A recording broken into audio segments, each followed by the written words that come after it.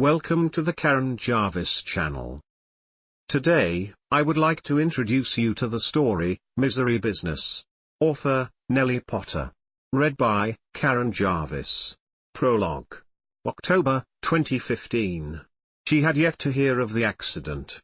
She had yet to hear any news of how Derek Noble, a world-renowned crime novelist, had died that morning in a terrible six-car collision on his way to visit her.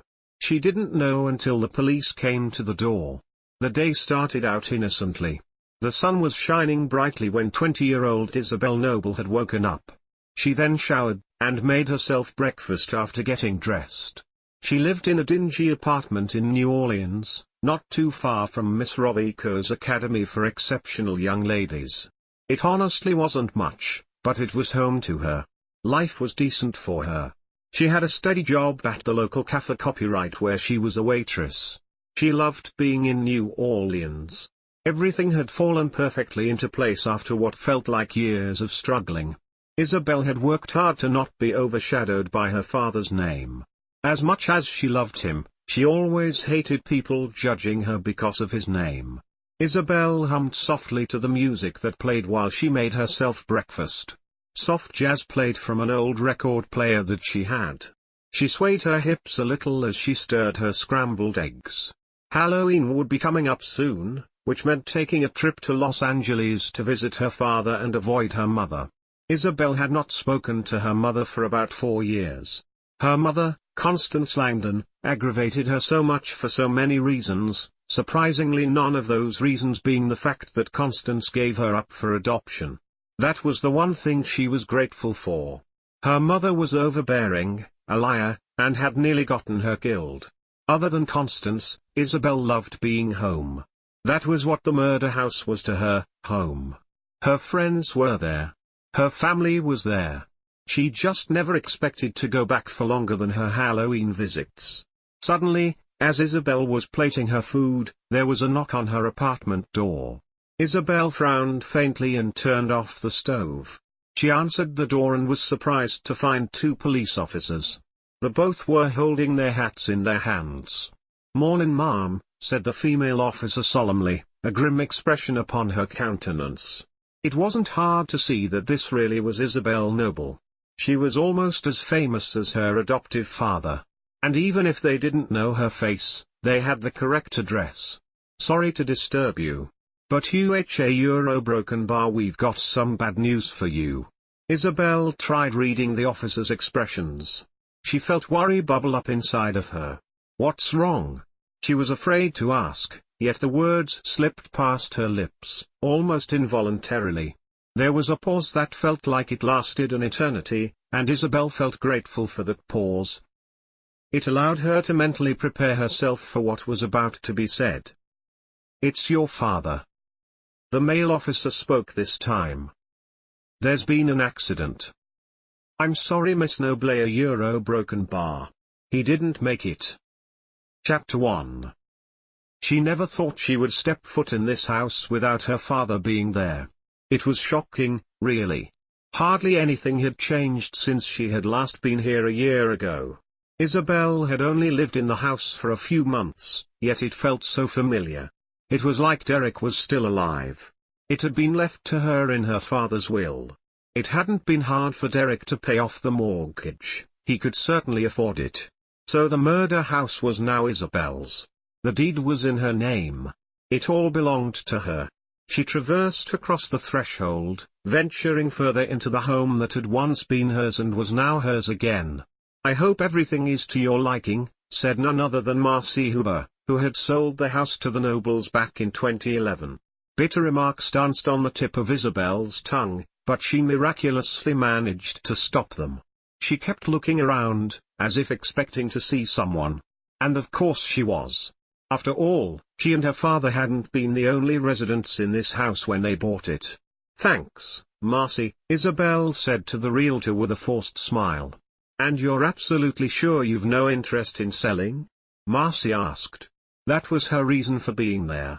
She sincerely hoped that Isabel would confirm that she wasn't going to put the house on the market. Marcy had a hard enough time with this place, and the fact that yet another person died after living here wasn't going to help. At least this time no one died in the house. I'm absolutely sure, Isabel assured Marcy. They said their goodbyes and Marcy left. Isabel stood in the entryway of the living room, waiting. Why was no one making an appearance? They all knew her at this point, so why bother hiding? Then it occurred to her what day it was, Halloween. No one was showing up because they were all gone. Well, a Eurobroken bar, not all of them. Isabel went to the basement door. There was a chill that went down her spine. She would have to be careful. She knew what was down there. The scar on her arm tingled. It was in the shape of a bite mark, an old wound given to her by Thaddeus Montgomery, the infantata born to Nora and Charles Montgomery. She would have to be careful. Slowly, Isabel descended the stairs of basement. They creaked beneath her feet. Oddly enough, the sound helped her relax as it broke the eerie silence that filled the stiff air. Isabel ran her hand along the wall when she reached the bottom step to try and find the light switch. The lights flickered on, illuminating the dusty basement. "Nora?" Isabel called out softly. She didn't see the blonde-haired woman who haunted this place, dazed and confused most of the time. Isabel was sure to keep an eye out for Charles, Nora's husband. He was more or less a little crazy and creepy, what with his drug addiction and his experiments. She was met with silence. Perhaps Nora left the house too? It was the only time of the year that the ghosts could leave the property. Normally the Montgomerys didn't leave, but perhaps times had changed. Isabel couldn't be sure, seeing as she hadn't been here for a long while. "Do you have an appointment with my husband?" Isabel turned suddenly and faced Nora Montgomery, who was staring at her with a quizzical expression and a tilted head. "You'll have to come back later, we're very busy right now. We're Eurobroken bar, my baby, we're looking for my baby. I have to find him." "Nora," Isabel said firmly. "Nora, it's me, Izzy." Surely Nora remembered her? Nora studied Isabel for a few moments, brow furrowed. "Izzy? No, Isabel is younger. She's shorter. She doesn't have glasses. She's not you." "Right. 1 year ago, Isabel didn't have glasses, and today she hadn't put in her contacts. 1 year ago, she had been a little shorter. 1 year ago, she had been younger. But she was still Isabel. The young woman took off her glasses and Nora's image became a little blurry. "It's me, Nora. It's Izzy." Nora raised her eyebrows as she suddenly recognized Isabel. "Izzy, what are you doing here?" she asked as Isabel put her glasses back on. "You left us a Eurobroken bar. Why did you leave?" "I have my reasons," Isabel answered, being vague on purpose. She knew there was no sense in trying to actually explain to Nora why she hadn't been home for a year. She tried explaining every year, yet it was always the same question of why did she leave. "How've you been?" It was nice that she was managing to have an actual conversation with Nora, although she had a feeling that this wasn't going to last long. Sure enough, Nora got that glazed look in her sapphire eyes once more. "Worried. So worried. A Eurobroken bar. My baby is missing. I need to find my baby." She clutched her lace handkerchief tightly, eyes darting around the basement. "Thaddeus, he was stolen. He was stolen from me and I need him back. I need a Eurobroken bar." Isabel sighed quietly, shaking her head as she turned away from Nora, keeping an eye out for Thaddeus.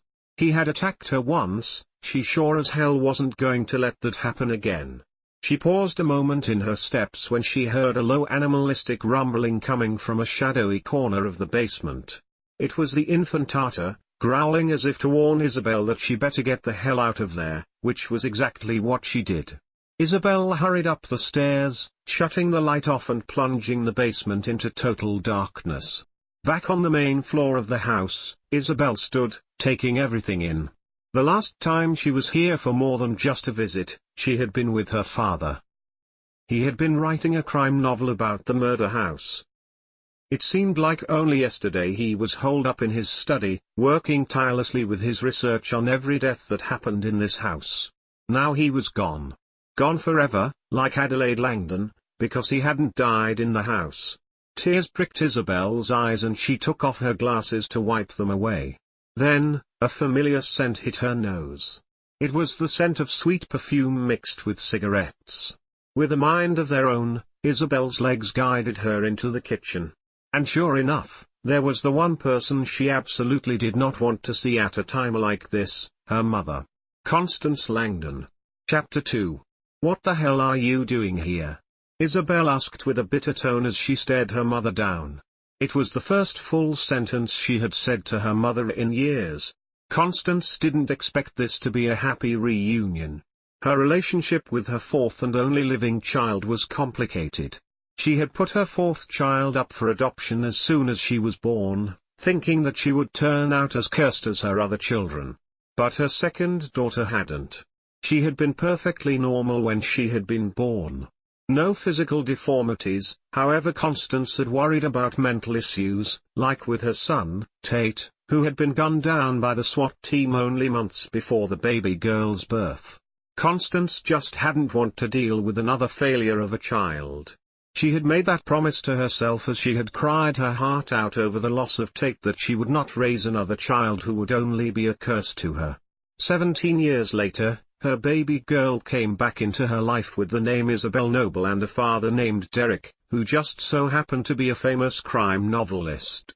The two of them had traveled all around the country, and in 2011 they had moved into the murder house so that he could write another novel about the numerous crimes that took place in the house.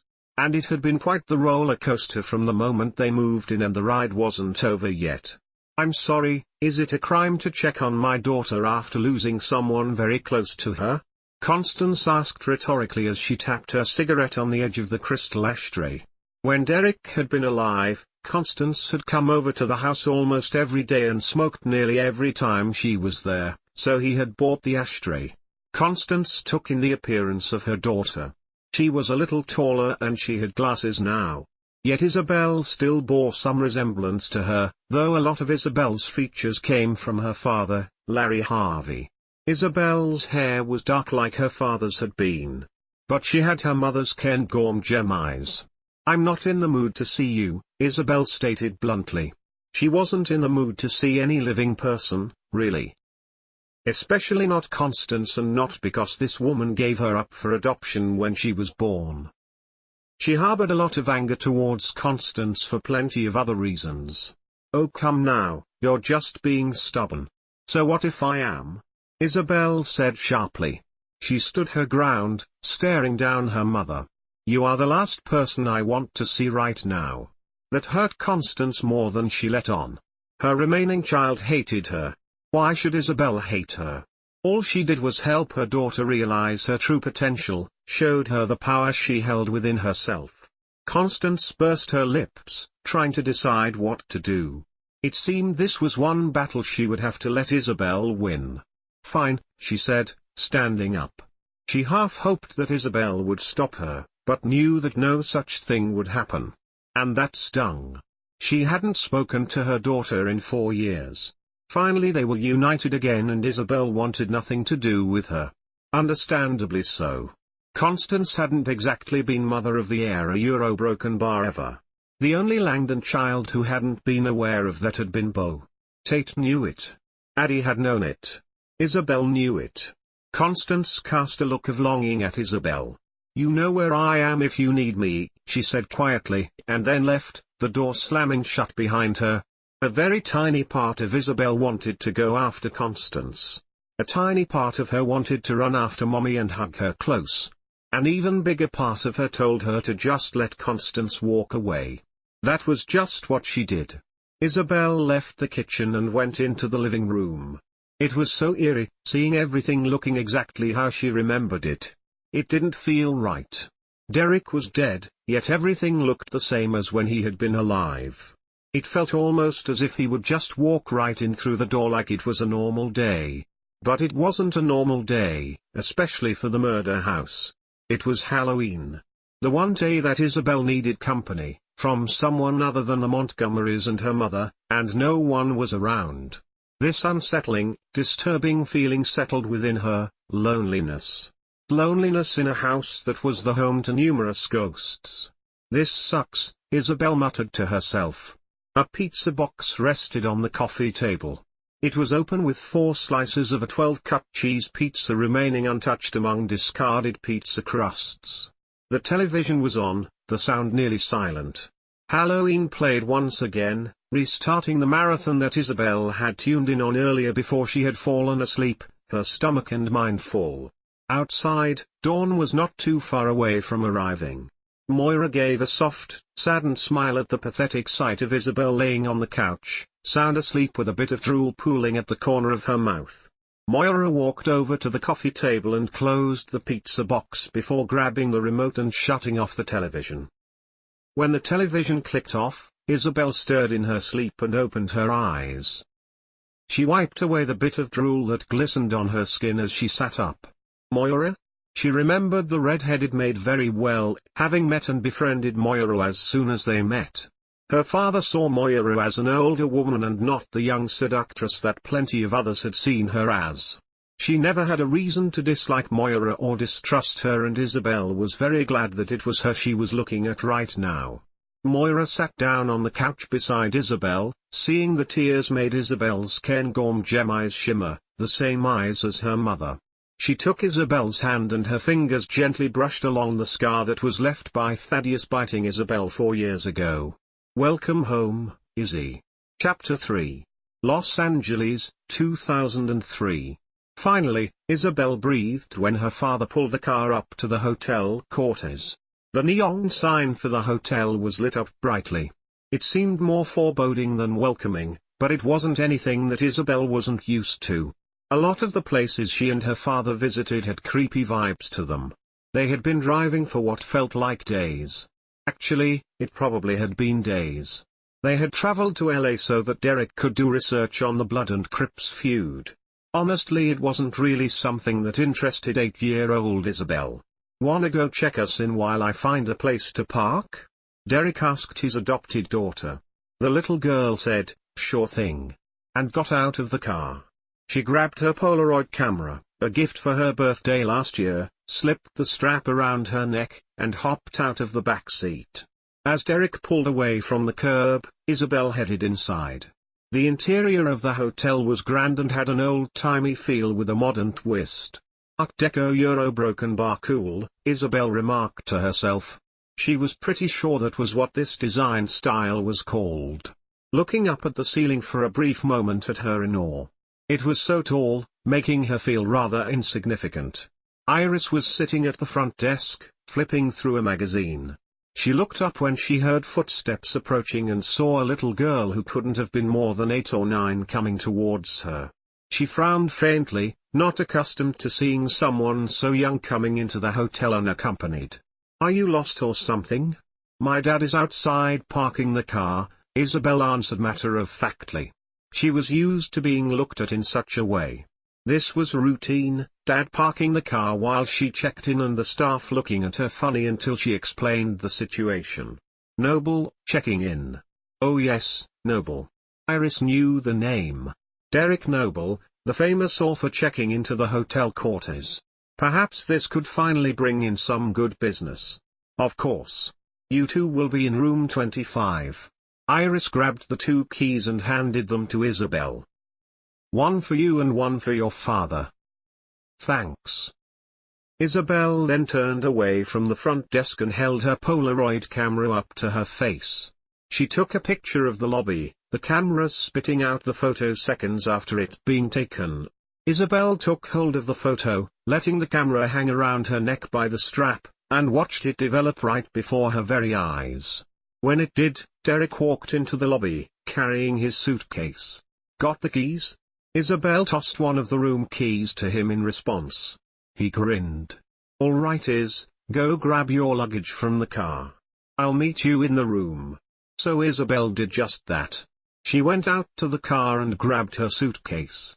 As she walked back inside, she nearly ran into someone. "Sorry," she apologized. Sally looked down at the little girl, holding a cigarette between her fingers. "It's okay. Just be more careful next time, kid." Murder House, 2015. Tentatively, Isabel walked into her father's study. Nothing had been touched, almost like he was still alive, about to return to his work any second. Isabel felt her eyes get watery and she did her best to blink away the tears. She walked up to the desk and looked at the papers strewn across the surface. It made her smile sadly. Her father never was the organized type. She sifted through the papers. Rough drafts, fan mail, bills, the works. Among the papers, she noticed something that didn't quite belong. Isabel took hold of a corner of a smaller item and pulled it out from beneath the other papers. It was a photograph she had taken what must have been 12 or so years ago.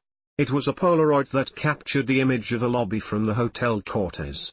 Isabel remembered visiting there a while ago. She couldn't believe that her father had kept the photo. She thought it had gotten thrown out. Beneath the photograph was a sheet of paper that was covered with scribbles.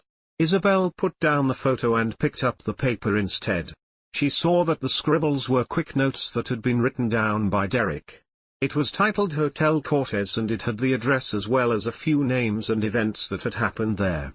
As Isabel tried reading her father's writing, she realized that this wasn't just a little information about the hotel. It was the outline to a new book. Her father had been planning to write about the Hotel Cortez. He died before getting the chance though. There was a little knock on the door. Isabel looked up to see Moira holding a teacup. "Chamomile," she announced, stepping into the study. "Your mother and I don't agree on a lot of things. But she's definitely right about one thing, chamomile soothes the soul." "Thanks, Moira," said Isabel with a weak smile. She took the teacup and sipped. The tea was made exactly how she liked it. "Hey, quick question, was my dad planning to write about the Hotel Cortez?" The red-headed maid thought for a moment. "I do believe he spoke about taking a trip there. Why do you ask?" So, her father had wanted to write a new book about the Hotel Cortez. He had planned to stay there to write about it and interview the staff. It probably would have become the next bestseller for him. But Derek Noble never got the chance. Isabel did have that chance. She had the chance to go to the hotel, to finish her father's incomplete work, to put the Noble name on one more book, to do what Derek Noble wanted. She had the chance to do something with her own life. She kept her eyes focused on the picture she had taken as a child and then slowly looked up to meet the maid's eyes. "Moira, I'm going on a little trip." A black 1964 Impala pulled up to the Hotel Cortez. It hardly looked different except for clearly being aged 10 or so years. Isabel parked her car and got out, grabbing her suitcase and messenger bag that held her writing material, and heading inside. When she walked inside, Isabel nearly ran into someone. "Sorry," she apologized. Sally looked at Isabel with raised eyebrows. Surely this couldn't be that same little girl that she had met years before? It had to be. Sally never forgot a face, no matter how much they changed. "It's okay. Just be more careful next time, kid." Would this girl recognize her? She did. Isabel recognized Sally, for she hadn't changed at all, which did strike Isabel as a little odd.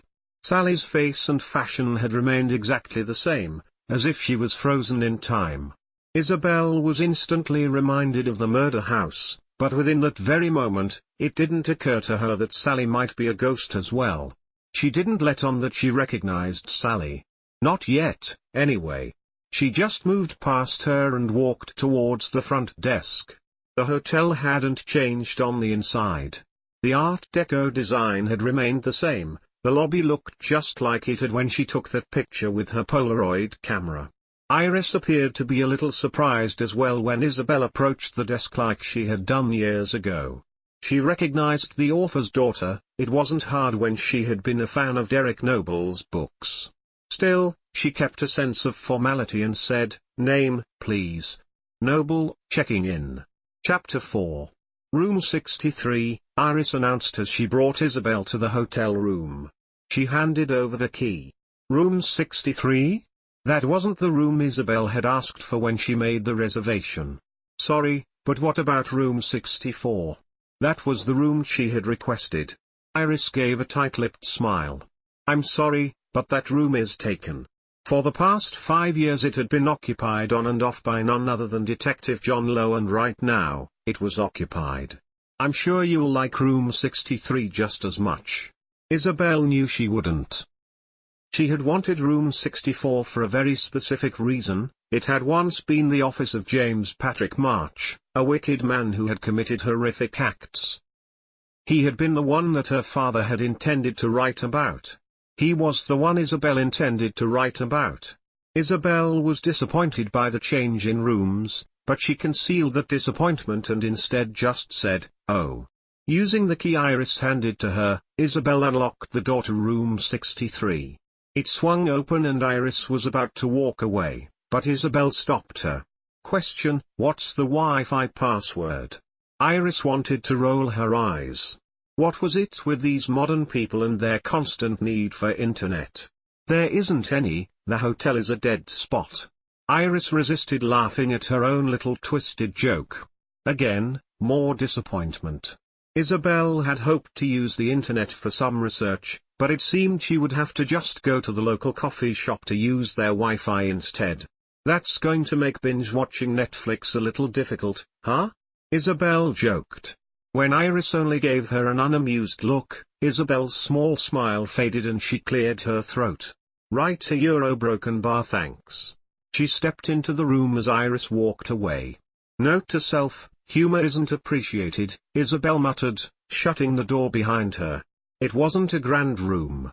It wasn't anything to be in awe about. It was a typical, outdated hotel room. It was good enough, and that was what mattered. Isabel set her suitcase down and slid her messenger bag off of her shoulder. She sat on her bed and pulled her laptop out of her messenger bag and just set it aside. She had no use for it at the moment. She also pulled out her notebook and a pen. The lack of Wi-Fi might be a blessing in disguise, she thought to herself. It would force her away from distractions and give her the chance to actually get up and interview hotel employees. As soon as she opened her notebook to start jotting down a few observances she had already made, there was a knock on the door. Isabel set aside the notebook and got off of the bed, going to answer the door. "Fresh towels for you, miss," said the maid, holding out 2 folded large towels and 1 folded hand towel to Isabel. Isabel blinked a few times, instantly reminded of Moira from home. Wait, she knew this woman, a euro broken bar. What was her name again? Oh, it was on the tip of her tongue. "Miss Evers," Isabel said suddenly. "Your name is Miss Evers, right?" Surprised at being addressed so suddenly, Hazel Evers took a few moments to answer. "Yes, miss, it is. Your towels." "Thanks," Isabel said, taking the stack of towels in hand. Miss Evers turned to leave, but before she walked away, she paused a moment. Without even turning around, she said, "Welcome back, Miss Noble," and then was gone. 2003. She was so bored. Her father had left to go and conduct some interviews for his research. Not wanting to expose her to gang members, Derek had left Isabel at the hotel to entertain herself. She stood in the lobby now, just looking around, unsure of what to do. "It's like The Shining," she muttered to herself. She had taken the book from her father's shelf, and while she hadn't understood the whole story, and skipped a few parts, she knew enough about it to be able to make the comparison between the Hotel Cortez and the Overlook described in Stephen King's horror novel. Isabel looked over at the front desk. There was Iris, not paying attention. She didn't particularly like that woman, so she didn't dare go over and try to make conversation. Iris came off as very bitter, and Isabel had learned from experience to not bother bitter people. Instead, she walked over to the elevators and went up to a random floor to roam the halls. The Hotel Cortez was eerily silent. It was unnerving, but not enough to hinder Isabel's little journey. She wandered aimlessly like a ghost trapped on Earth until she came upon a hotel room that had the door opened. She peeked inside and at first didn't see anything. Isabel had been about to walk away when she suddenly heard someone mutter, "Oh, such a stubborn stain." Curious, Isabel walked into the room. The bathroom light was on, so she poked her head inside to see what was going on. A maid was sitting on the edge of the bathtub, scrubbing linens. Isabel could see the faded blood stains on the otherwise white sheets. "What happened?" she asked, making her presence known. Miss Evers looked over to the little girl with raised eyebrows, not having expected any sort of company. A little accident. It wasn't far from the truth. But nothing I can't take care of. There's no stain I can't get rid of, Miss Evers boasted. She then did a double take, as if just noticing that Isabel was only a child. And just where are your parents? You oughtn't to be alone. My dad went out to do some work, Isabel answered idly, not knowing that Miss Evers' concern came from a horrific experience of losing her son because of lack of supervision. Don't know when he'll be back. Then your mother should be keeping you by her side. Don't have one. Isabel said this with ease. It was a fact of life that she had grown used to. It didn't bother her. She knew she was adopted. That was fine. Her adoptive father was someone who wanted her and loved her. Had Mother's Day always been difficult at school? Surprisingly no, for all of her teachers were aware that she didn't have a mother, so they would just have her do something else while the other kids made cards for their mothers. Pain shot through Miss Evers' non-beating heart. No mother and a father who failed to keep an eye on her. How awful. Well, you are to stay with me until your father returns. Maybe for once she could get it right. She could care for a child and make sure nothing bad happened. Maybe for once she wouldn't fail. It didn't seem like a big deal to Isabel. Yes, she had been taught about stranger danger. But this woman honestly seemed harmless, despite the whole cleaning blood from linens, and she worked at the hotel. What could go wrong? So, Isabel shrugged. Fine by me. Maybe she would actually have something to do now, even if it was just watching a maid clean stains. Miss Evers stood and smoothed out her white apron. Now, tell me your name. Izzy Noble, Isabel answered. Well, Miss Noble, you may call me Miss Evers. Chapter 5. Isabel had every intention of starting her work right away, a Euro broken bar after a drink. Her father had a few rituals when he did his work to ensure a successful novel. He was a rather superstitious man. One such ritual was a martini before starting the entire process. So after grabbing her wallet, Isabel left the hotel room and found the bar. It was empty except for one person, the bartender. Isabel had no trouble recalling the bartender's name. Liz Taylor was not someone easily forgotten. Liz looked up from the glass she was cleaning and zeroed in on Isabel. The noble kid from 12 years ago, a Euro broken bar. Liz remembered her very well. There was hardly a child who came into the Hotel Cortez who also came out. The Countess had a weird thing for children and would always take those who didn't belong to her. Isabel had been one to walk away. She was one of the lucky few. Finally old enough for that gin and tonic? Liz asked rhetorically with a little smirk. 2003. Isabel sat on the bar stool next to her father. Liz supposed she shouldn't allow children to sit at the bar. But what was the harm? No one else was around. Liz placed a martini in front of Derek and then got to work on the Sprite and cranberry juice cocktail for the girl. Sure you wouldn't prefer a gin and tonic? Liz asked Isabel, teasing her. She scrunched her nose. Tonic sounds gross. Isabel looked to her father. Would I like a gin and tonic? This earned a half from Derek and a smirk of approval from Liz. Maybe you will when you're older, but I promise you that right now you won't like it. Derek knew better than to tell Isabel that she couldn't have it. Saying she couldn't have it would just make her ask for it more persistently. Tell you what, started Liz as she pushed the virgin cocktail towards Isabel. Come back in 12 years or so and I'll make you that gin and tonic, and you can tell me if you like it or not. Isabel beamed, glad to be considered. Okay. 2015. Finally old enough for that gin and tonic? Liz asked rhetorically with a little smirk. One more week, Isabel answered, taking a seat at a bar stool. Boot a Euro broken bar, I won't tell if you won't. Catching her drift, Liz got to work with making the gin and tonic. When I told you to come back in 12 years, I didn't think you'd actually come through, she admitted. Where's Daddy dearest? Dead, Isabel answered bluntly. Well, the adoptive one is. The man she had considered her real father was now dead and gone. An accident on a road that should have been avoided, and not in the murder house, which meant he truly was gone. Liz did not show any real remorse and simply asked, "And the real one?" Isabel shrugged. No idea. She had met him once, not realizing it was him, and she still didn't know that they had spoken. It was as if he didn't exist beyond the stage of person she vaguely knew. The gin and tonic was slid across the counter to Isabel. She took a sip and grimaced slightly at the taste. Yet she kept drinking. In fact, she downed the entire drink in seconds. Immediately, Liz began making a second drink for Isabel. Seeing that, Isabel said, "I'm good with just the one. Trust me, sweetie. You need this second drink." And Liz went back to making the drink. She handed the glass to Isabel, who accepted it without further protest. This time, Isabel drank it slowly. "Now, what brings you back to the hotel?" "Business." Liz scoffed at this.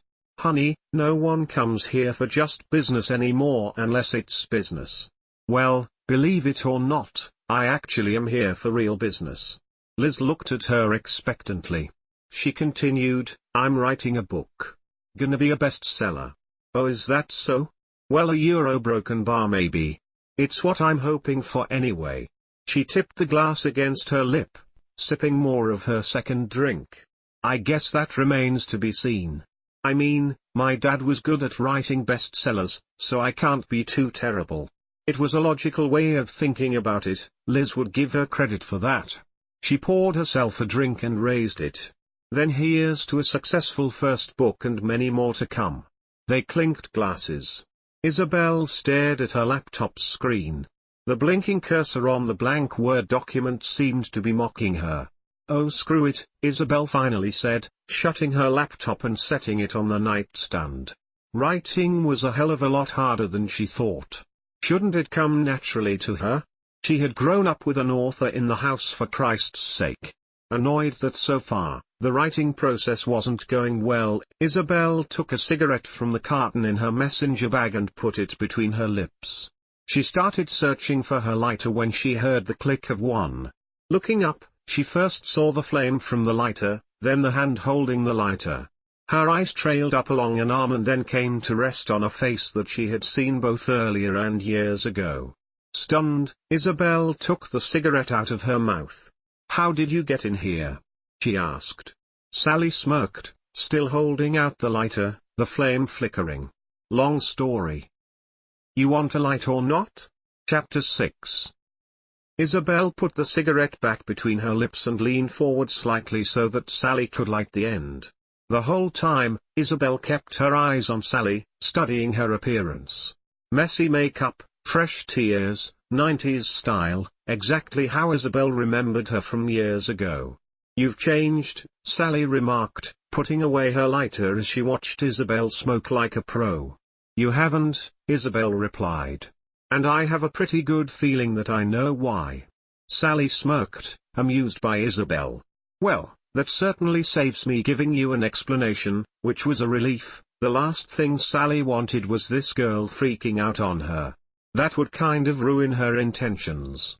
"So why are you back in this stump?" "Unfinished business. Which is why you're stuck here, am I right?" "Unfinished business?"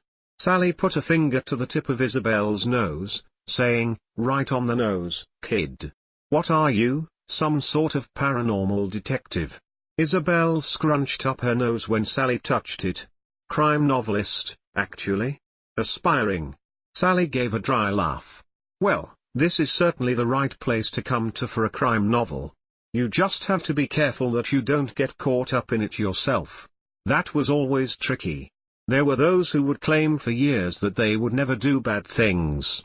Sally would willingly bet money that Isabel used to swear that she would never touch a cigarette. Yet here she was, smoking away. "So, which crime were you planning on writing about?" Sally asked. There were certainly plenty to choose from. Many different crimes over the decades, nearly a century. Hell, maybe her murder would make it into the book. It sure as hell deserved to be, in Sally's humble opinion. "James March," Isabel answered.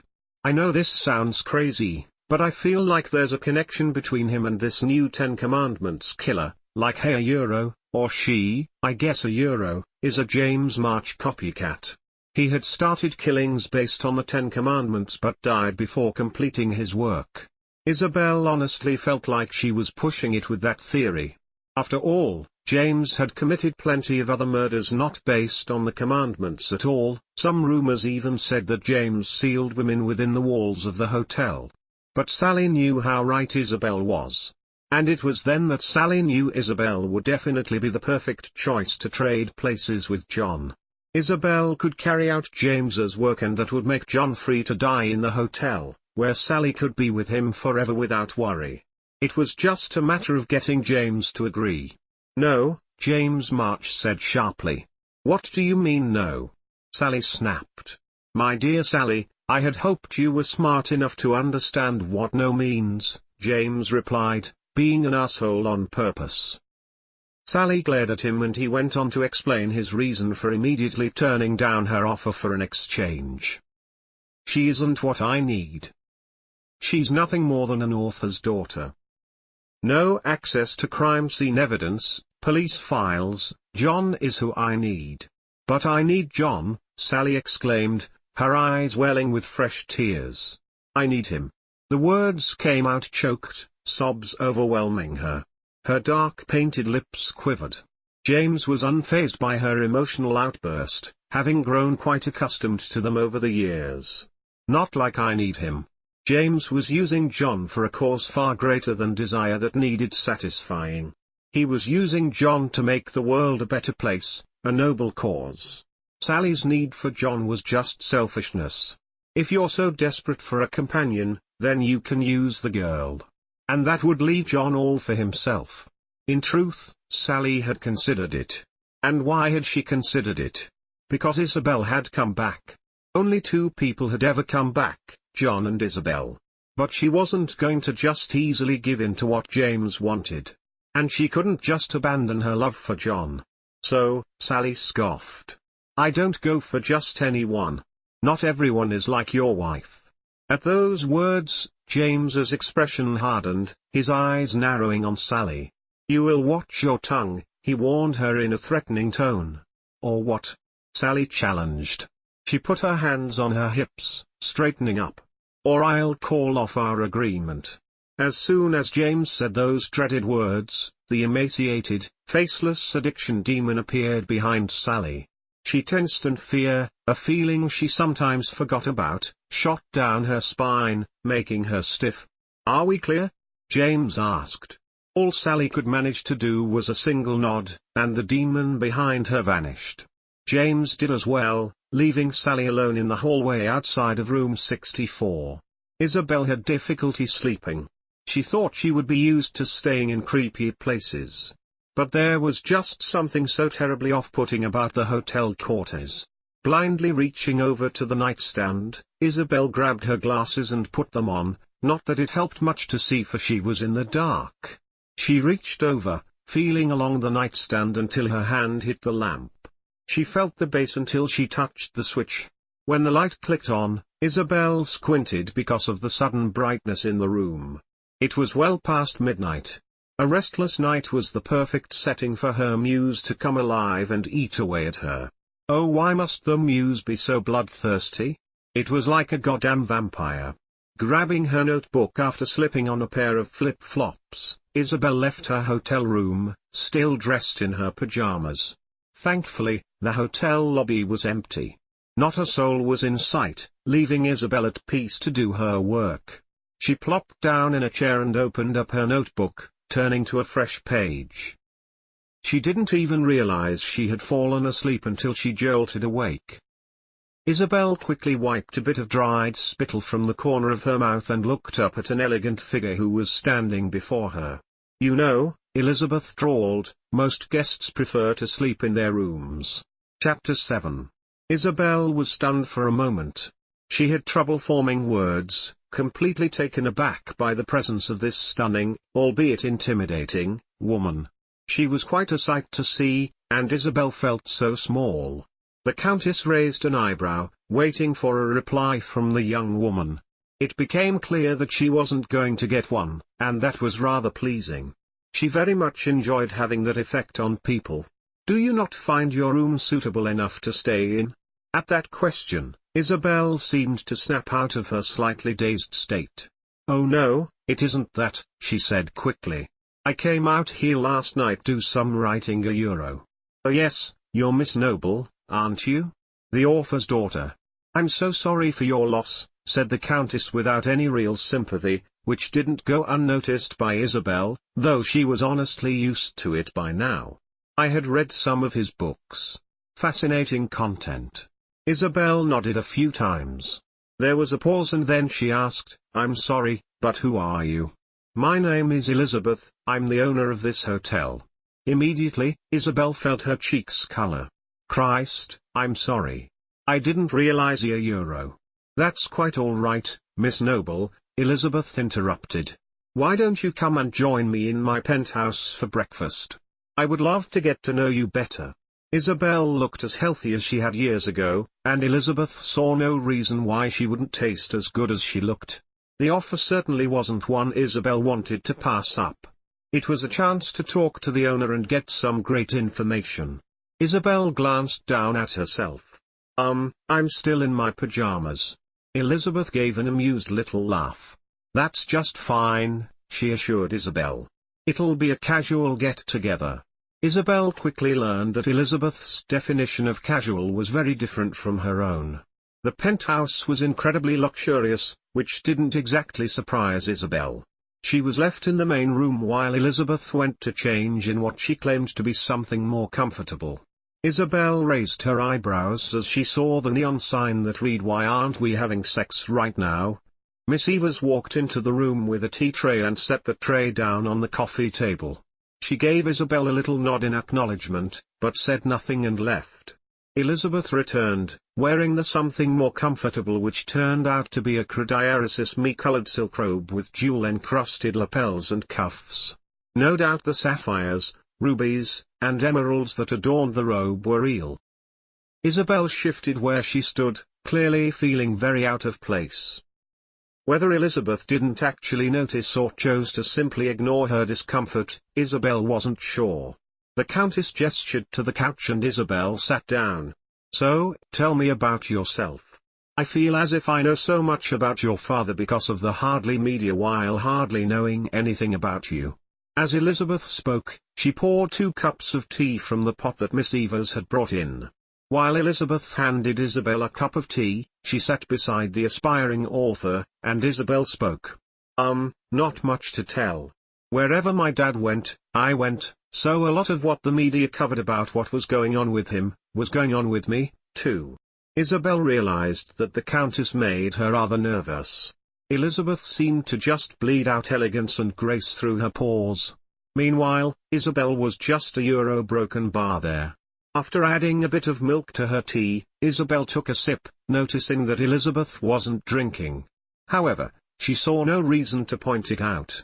Then tell me something unique about you. Elizabeth tilted her head to the side slightly. Tell me why you're here at the Cortez. Well, I'm trying to write a book, Isabel answered. That response seemed to genuinely excite Elizabeth. Oh, a book, how wonderful. Isn't that fabulous, darling? Elizabeth turned her head to look at a young man, whom Isabel hadn't noticed before. Tristan Duffy strode further into the room, shirtless and confident. Yeah, real cool, he said with a half-smile that Isabel realized was probably forced. In truth, he was actually interested. Most people brushed him off as a stupid model. But he knew of Derek Noble's work and was intrigued by what the next generation might provide to the literary world. But the Countess wanted him there for other reasons, not for book talk. He sat down on the couch on the other side of Isabel. He sat close, invading Isabel's personal space. She pretended not to notice, keeping her attention on Elizabeth, which was not difficult to do for the woman was so captivating. Where else have your travels brought you? Elizabeth asked, as if sincerely interested in what Isabel had done with her life. And maybe she truly was. Isabel couldn't be sure. Have you been anywhere exotic? Not really. I mean, my dad only wrote about American crimes. Oh yes, of course. Elizabeth set down her cup of tea, not having ever taken a sip. Isabel stiffened when she felt Tristan begin to play with her hair. Elizabeth watched and smirked. It seems Tristan's more in the mood for playing than talking. She took Isabel's teacup out of her hands and set it down. "What about you?" The Countess tilted her head to the side. "Feel up to playing?" She could hear Isabel's heart thudding in her chest and blood pounding in her veins. The Countess trailed her hand along Isabel's jawline. She had first laid eyes upon Isabel when she had been 9, young and without a mother. Elizabeth had wanted her, had wanted to take care of her. But Isabel had gotten away. And now Elizabeth wanted to take care of her in a much different manner. Isabel stood up abruptly, feeling extremely uncomfortable. "I should get back to my work," she said hurriedly. "Thanks for the tea, it was nice meeting you." It was as if Isabel couldn't get out of there fast enough. She was picking up on really bad vibes about the situation. Something just wasn't right about it. The Countess and Tristan exchanged looks. "Soon," Elizabeth promised. "We'll eat soon enough." When Isabel got off of the elevator, she nearly ran into someone. "Oh Jesus, sorry," Isabel apologized quickly. John Lowe hardly seemed fazed. In fact, he seemed more tired than anything. "That's all right," he muttered, as if distracted. That was how he spent most of his time now, being distracted. He couldn't help but feel like he was always missing something. It was a nagging feeling in the back of his mind, constantly tugging at his thoughts but never fully revealing itself. "Chase down a Red Bull with a cup of black coffee," Isabel said, seemingly out of the blue. The elevator doors nearly shut. John stuck out his arm to keep them from closing. "What was that?" "Drink a Red Bull and then drink a cup of black coffee," she repeated. "It's what I do when I need to wake up, and it definitely looks like something you should try." "That sounds like it might kill me instead of waking me up." Isabel shrugged. "Maybe." The elevator doors shut then, and Isabel went to her room. She needed a cold shower. Chapter 8. A pen tapped on a blank page in a notebook incessantly. "You know, that gets really annoying really fast," Liz commented, drawing out the word really each time she said it. Isabel looked up from her notebook and gave an apologetic look. "Sorry," she said, opting to just set her pen down. "Writer's block? More of a fear of failure." Derek Noble had such a way with words, and Isabel had grown hesitant, worried she wouldn't be good enough, even though this was only the first draft. "Writing came so easily to my dad. He could just sit in his study for hours, typing away at his computer. And probably got carpal tunnel because of it," Liz pointed out. "Sure you don't want something than that soda?" Isabel glanced to her half-empty glass of soda. "Yeah, I'm good." What a boring way to be spending a Friday night. Isabel turned her head to see Sally approaching the bar. Not surprisingly, a cigarette was held between two of Sally's fingers, her eyes glistening with fresh tears about to spill down her cheeks. "Not spending time with your boy? What a boring way to spend a Friday night," Liz remarked mockingly as she started preparing a drink for Sally. This earned her a glare from Sally as she sat down on the bar stool next to Isabel. "He's out for the night. But he'll come back. He always does," she murmured. Only two people in her life had come back, John Lowe and the young woman next to her. Sally looked over at Isabel. She didn't feel as drawn to Isabel as she did to John. But she was lonely, and Isabel was Teresa Broken Bar planning to work all night? "Because you sure as hell look like you could use a break." Isabel gave a breathy laugh. "How can I take a break when I haven't done anything today?" As if she didn't believe Isabel, Sally grabbed the notebook and looked at the blank page. "And how long have you been working for?" "Dunno, a few hours now." Sally took her cigarette and placed it in the ashtray that rested on the bar as Liz slid a drink towards her. "I rest my case." "You need a break," she said with a tone of finality. Sally downed the vodka tonic Liz had given her. "The writing process can be a real motherfucker. Trust me, I know." Having been a songwriter, Sally was familiar with that devilish writer's block. It could be an aspiring author's worst nightmare. A trip to your hotel bed could be just what you need. Actually, a trip to bed didn't sound half bad, but not for what Sally wanted. Isabel was thinking more along the lines of the nap. Her brain needed a major rest. Sally's fingers began trailing along her arm, making her skin tingle. Isabel wasn't sure if she liked the contact. So, Isabel pulled away. She had been reminded of what had happened with Elizabeth and that guy, Tristan. "Sorry," Isabel said quickly, standing up from the bar stool. She could see the hurt in Sally's eyes. "I'm just a Euro-broken bar. I don't really know how to feel about this and I'd rather be absolutely sure." Sally rolled her eyes. "Spare me the bullshit," she muttered, lighting up another cigarette. At a loss for words, Isabel collected her notebook and pen, and walked away from the bar, heading towards the elevator. When the doors opened, Isabel came face to face with someone she never thought she'd meet. James March gave Isabel a smile. Going up. Isabel was in shock. She was riding up the elevator with none other than James P. March, infamous serial killer. She felt a mixture of both excitement and fear. This was the man she intended to write about, this was the murderer she wanted to research. "I do hate silent elevator rides," James remarked. "They also feel so stiff, wouldn't you agree?" He looked to Isabel and noted the uneasiness that she was attempting to conceal. Yeah?" Isabel mentally scolded herself. She knew she wasn't doing a good job of hiding her discomfort. She tried forcing herself to relax. Ghosts were nothing new to her, it was the fact that this man was able to slaughter her right where she stood without hesitation. However, he was a primary source of information, and Isabel could practically hear her father telling her to take this opportunity.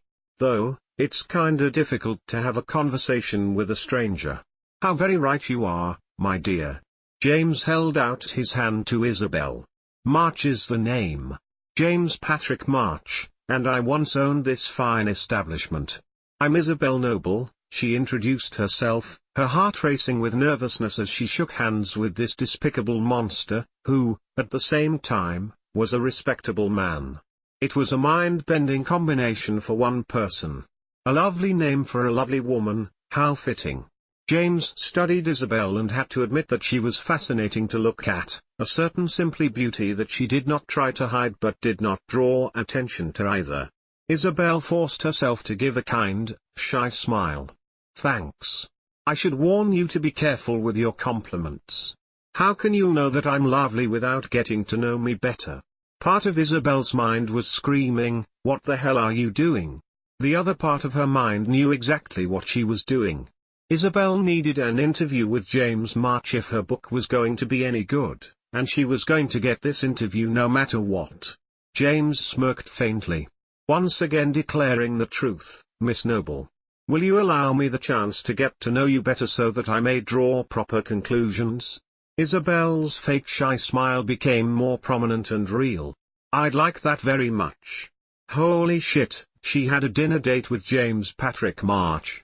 Well, an interview, though she made sure that James thought it was a dinner date. Isabel was back in her room, pacing nervously while wringing her hands. It was such a risk, but this was going to be one hell of a book if she lived through this interview. What was the likelihood of that? She stopped pacing when she heard her phone start ringing, which was a little surprising seeing as the hotel didn't have a lot of service. She had managed to find the one spot that gave her a few bars. Isabel picked it up from the bedside table, careful not to move so she wouldn't lose the cell service, and looked to see who was calling. It was her mother. Isabel bit her lower lip as she stared at the screen of her phone. Should she answer it? She had plenty of reason not to, mainly that she was still pissed at her. But how long was that going to last? Isabel had been bitter towards her mother for about 4 years now, a hell of a grudge. Finally making up her mind, Isabel decided to answer. She put the phone to her ear. "Hey. Isabel? It's Constance, sweetheart. I know a Euro-broken bar caller ID," Isabel reminded Constance. Her mother didn't have a cell phone, nor did she have caller ID on her landline, a woman stuck in the past. "Oh yes, right. There was a long pause with Isabel waiting for Constance to continue and Constance not really sure of what to say next. You know, you could have told me you were taking a vacation. I had to find out from Moira that you were gone. Isabel wanted to roll her eyes. It's not a vacation. I'm at the Hotel Cortez to work on a book. Constance raised her eyebrows. The Hotel Cortez? That wasn't too far away. How exciting. What's the book going to be about? She asked, leaning against her kitchen counter. A quiet sigh slipped past Isabel's lips. Constance was trying to be a mother to her, and she was trying to be supportive. Isabel could see that. And truly, she appreciated that. All of her life, she had been without a mother. Derek had been all she thought she needed. He had been enough, but now she had something extra. It felt good, but Isabel was so stubborn. A 4-year grudge was not going to go away at the drop of a hat. Look, Constance, see a euro broken bar. Isabel had been about to say that she needed to go. But after glancing at the clock and pausing for a second in thought, she said, the book is a little too complicated to talk about over the phone. A euro broken bar, maybe we ought to have like a euro broken bar lunch or something. She could feel Constance's mood brighten. That would be wonderful. Cool. I'll call you later to work out the details. I gotta go, I have a date to get ready for. A date? With whom? Isabel hung up before answering. Chapter 9. To be perfectly honest, Isabel didn't know what she was doing. She was dolled up with a teal knee-length dress that had short sleeves.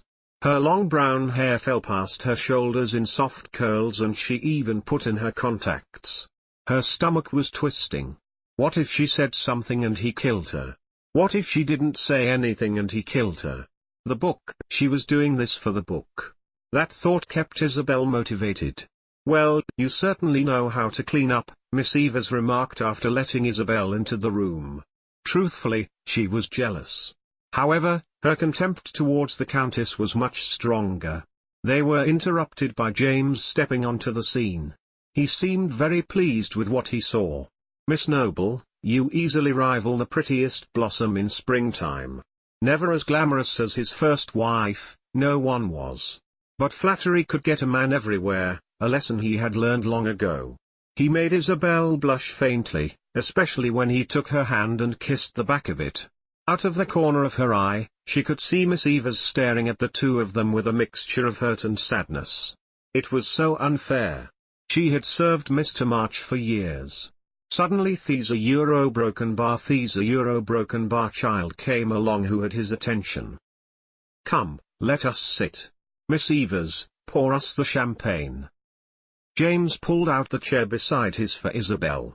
As she sat down, Isabel said, champagne? Wow, that's rather fancy. She had expected a nice evening for he thought this was a dinner date, hence her nice attire, but to open a bottle of champagne? Only the best for a special occasion. I find making a new friend qualifies as a special occasion. Miss Evers placed a glass of champagne in front of James and then Isabel. James raised his champagne flute and Isabel did the same. A toast to a wonderful evening and new friends. Their glasses clinked and each took a sip. Isabel set down her glass first and placed her hands in her lap. Actually, Mr. March Euro. Now, I insist that you call me James, he interrupted. There was a long pause and Isabel raised her eyebrows. Slowly, she said, right, a Euro Broken Bar. James, a Euro Broken Bar. I was wondering if I could ask you a few questions. No, James said abruptly, setting down his champagne flute. This is an evening of getting better acquainted, not an evening for work. Isabel wanted to point out that her asking questions was her getting to know him better. However, she didn't. Contradicting a murderer most likely would not work out in her favor. Okay, Euro Broken Bar, then what would you like to talk about if not ourselves? She asked with a tilt of her head to the side, choosing her words carefully. Oh, I don't mind at all if we talk about ourselves. This confused Isabel. Hadn't he just said a Euro Broken Bar? On the contrary, I would very much like to hear about you, as I'm sure you would like to hear about me. I am, admittedly, a fascinating man. But this is pure conversation, not an interview for your book." Isabel raised her eyebrows, surprised for a second, and then that surprise faded. He was a ghost who wandered the halls of the hotel that he built. Hell, he had probably seen her when she had been little, which added a sense of weirdness to this, so naturally he'd know that she was writing a book despite her never having mentioned it to him before. "How about a deal? You answer 3 of my questions for the book." "Only 3? And what do I get in return for answering only 3 of your questions?" "What, an evening with me isn't enough?" Isabel joked, hoping it would be enough to help ease the tension she still felt, that slight fear that one wrong move may be her last. "I'll ask you 3 questions and you can ask me anything you want."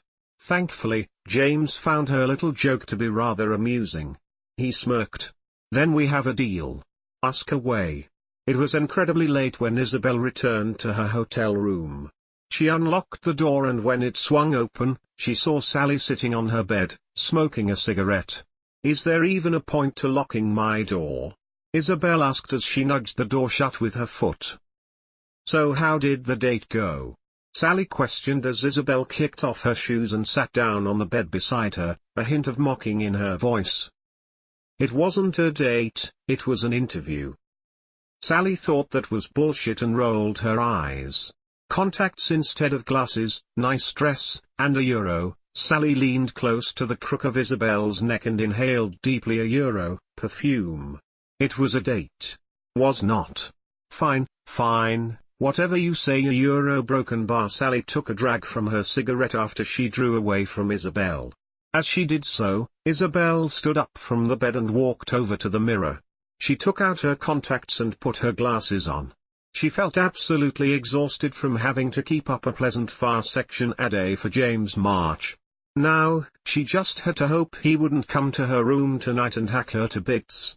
She swept her hair to the side and made eye contact with Sally's reflection in the mirror. "Can you unzip me?" Sally replied non-verbally, standing up from the bed and walking over to Isabel. She took hold of the zipper and slowly pulled it down. "Why aren't you afraid?" That was an excellent question. Why was she not afraid? "Actually, I am," Isabel replied. "But this isn't totally new to me. Having lived in the old Victorian that had been dubbed the murder house certainly helped her to gain some experience with a place like the Hotel Cortez. I meant me."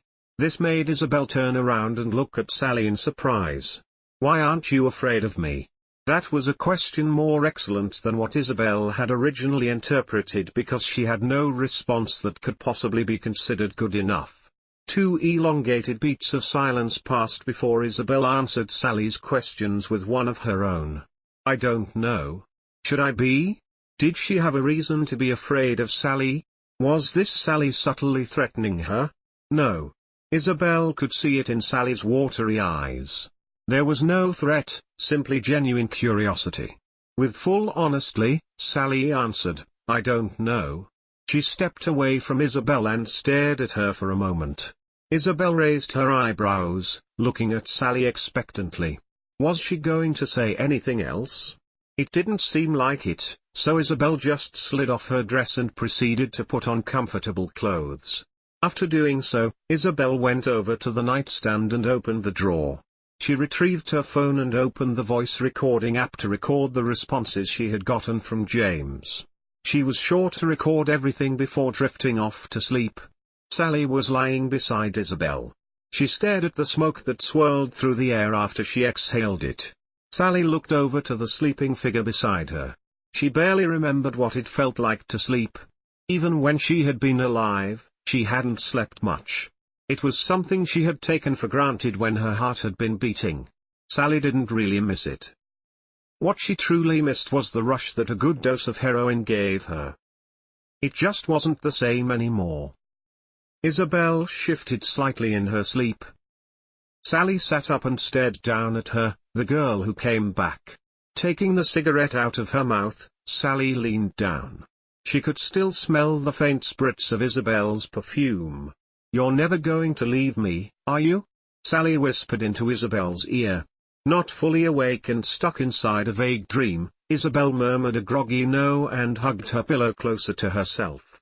This made Sally grin as she lay back down on the bed, staring up the ceiling. Chapter 10. 5 chapters in one day. It was probably shit, but it was done. Isabel felt very accomplished. She felt that rush of making progress and the excitement of actually getting somewhere with this project she had taken on. She wasn't ready to stop.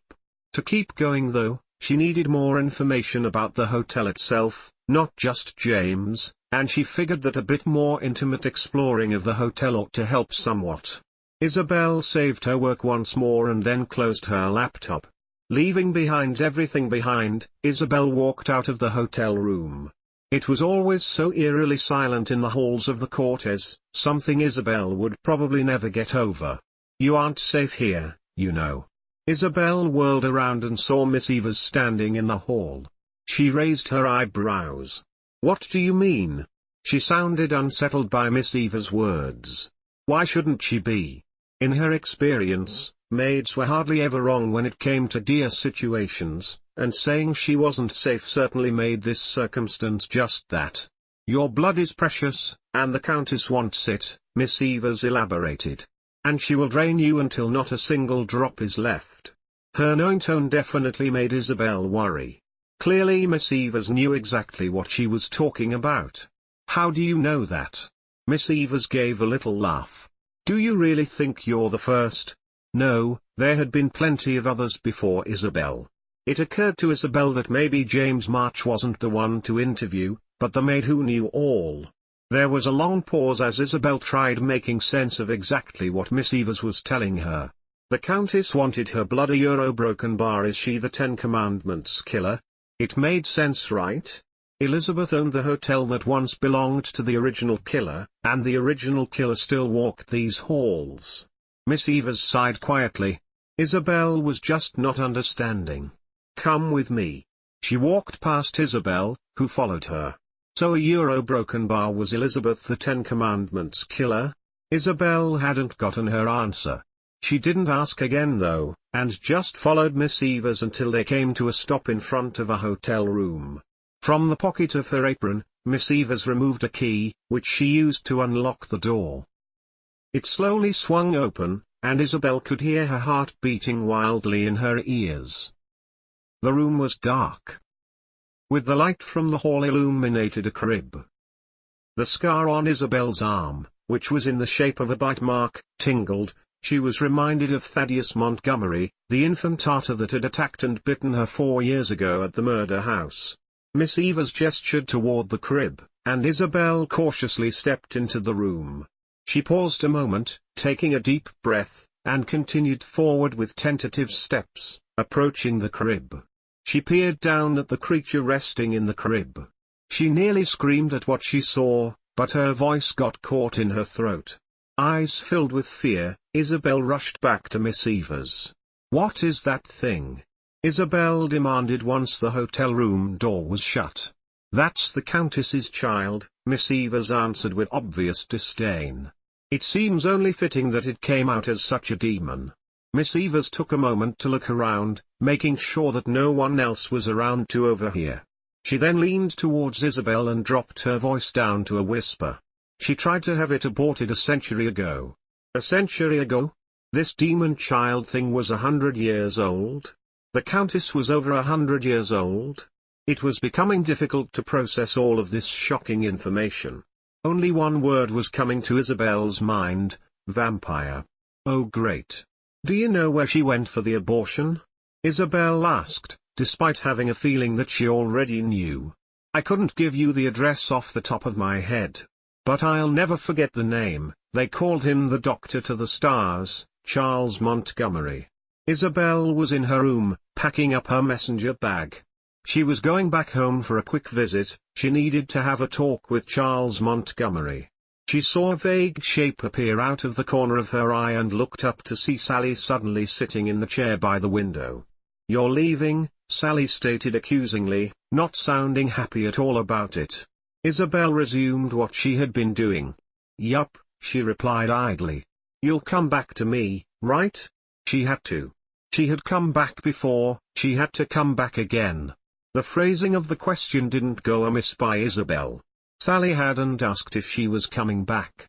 Sally had asked if she was coming back to her. That worried Isabel. She never planned to stay at the Hotel Cortez forever, she was going to leave eventually and not come back. But the question was, would Sally let her? "I'll be back later," Isabel answered, picking up her messenger bag, sliding the strap over her shoulder. Sally visibly relaxed. Good. And she said nothing more. Isabel walked out of the room and out of the hotel. It was time to pay a visit to a familiar face. The click of the door unlocking was painfully familiar, whacking Isabel with a baseball bat made from nostalgia. She stepped through the doorway. It had only been a few days since she arrived at the Hotel Cortez, yet it felt like it had been ages since she had last been here. The place was spotless, as expected. Moira never let dust settle on any surface in the house if she could help it. Not wasting any time, Isabel went down into the basement, knowing she would find Charles there. Just as she had expected, he was at his work table, toying away on some dead animal. "Charles," Isabel said to get his attention. He turned to glance at her over his shoulder. "Our Mississippi noble has returned to grace us with her presence again. How wonderful." His sarcasm didn't go unnoticed. "What brings you back here? I have to ask you about a patient of yours. I've seen many patients in my lifetime, my dear.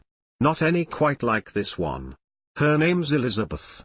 From what I understand, she had only been a few weeks along when she came to you, but it looked like she was in her third trimester." "Oh. That one."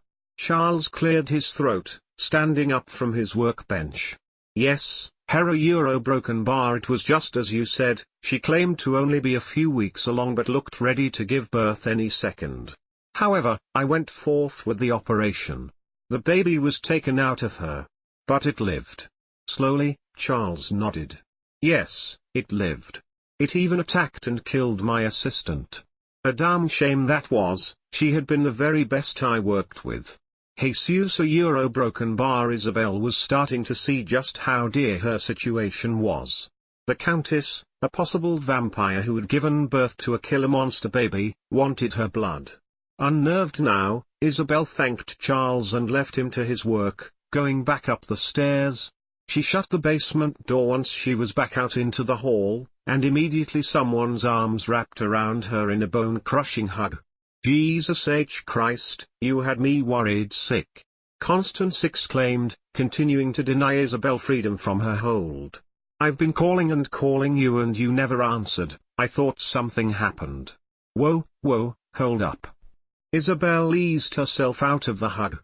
"I've only been gone like 5 days, I talked with you the other night." Constance looked at her like she was absolute insane. "Isabel, sweetheart, you've been gone for 6 weeks. Chapter 11. Isabel was in absolute shock.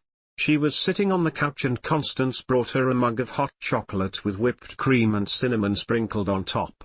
Isabel grasped the mug with both hands. It was almost 2016, New Year's Eve was only a few days away. She was missing such a large chunk of time. Her birthday, Thanksgiving, Hanukkah, Euro broken bar. Well, she didn't celebrate Hanukkah, but she had still missed it. It was so scary.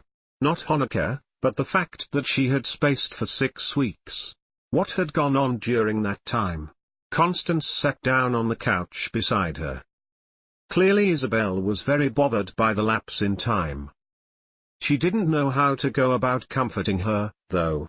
She expected Isabel to push her away like she always did, which was why it came as such a surprise when Isabel rested her head against her shoulder. Smiling faintly to herself, Constance brought an arm around her shoulders. Isabel would have preferred the comfort of her brother, Tate, but he wasn't anywhere to be seen. Was it because of Constance's presence, or was he upset with her for being gone for so long? "You should come home. I don't want you alone in that hotel, especially now," Constance said quietly. As soon as the words left her mouth, Constance realized she shouldn't have bothered. "No, I can't. Surely you can just write your book here? You don't need to stay there. It isn't about the book." Isabel straightened up and looked at Constance, still holding on tightly to the mug of hot chocolate.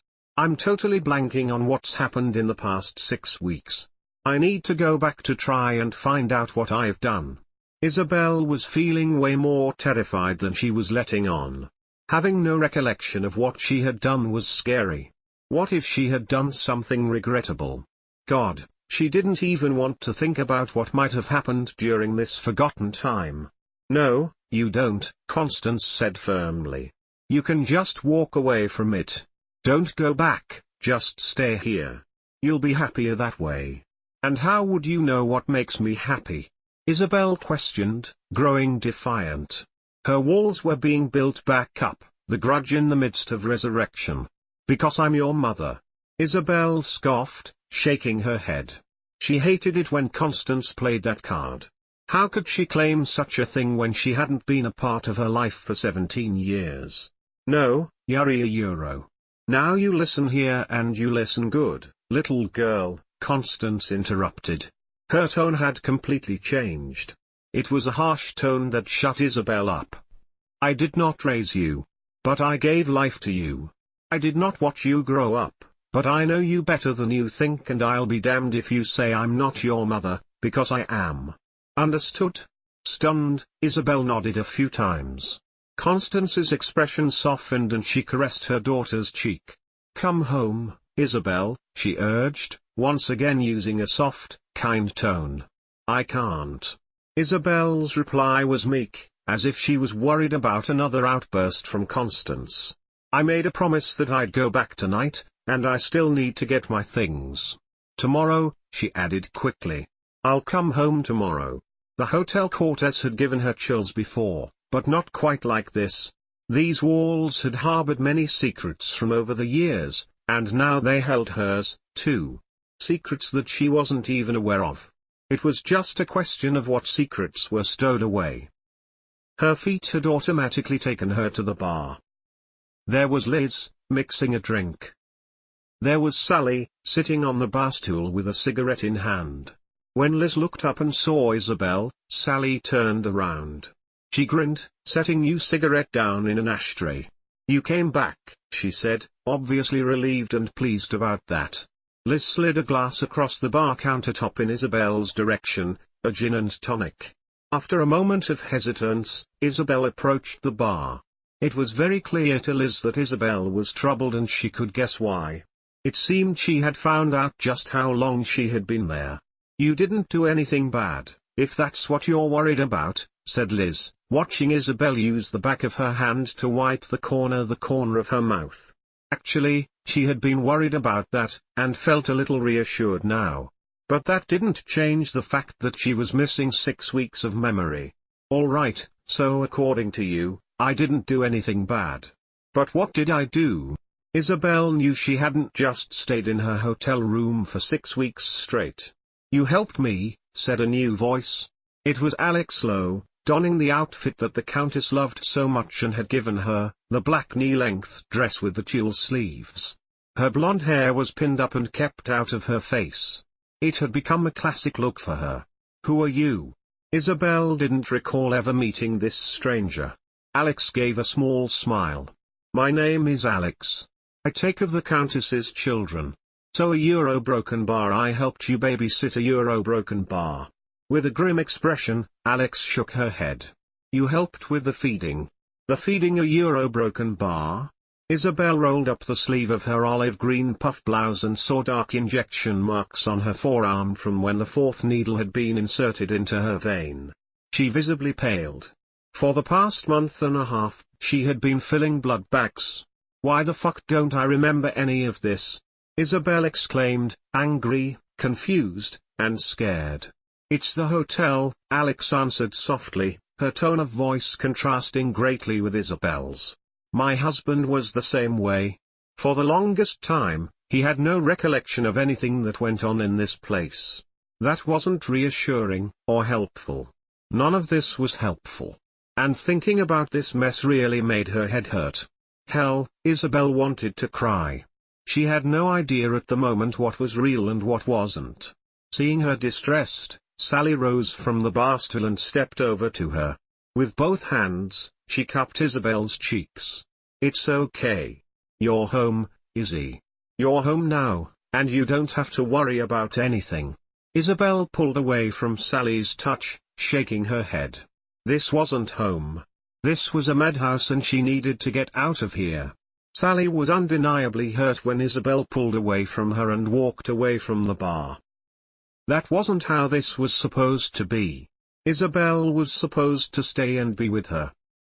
Fresh tears streamed down Sally's face, and Isabel took no notice as she continued walking away, her back to the bar and everyone. She had no idea as to where she was going, her mind being too clouded to think. Her feet seemed to be leading her towards the doors. "You shouldn't do that," Iris warned from the front desk as Isabel passed by her. This made Isabel pause a moment, as if she was taking these words into consideration. "Why?"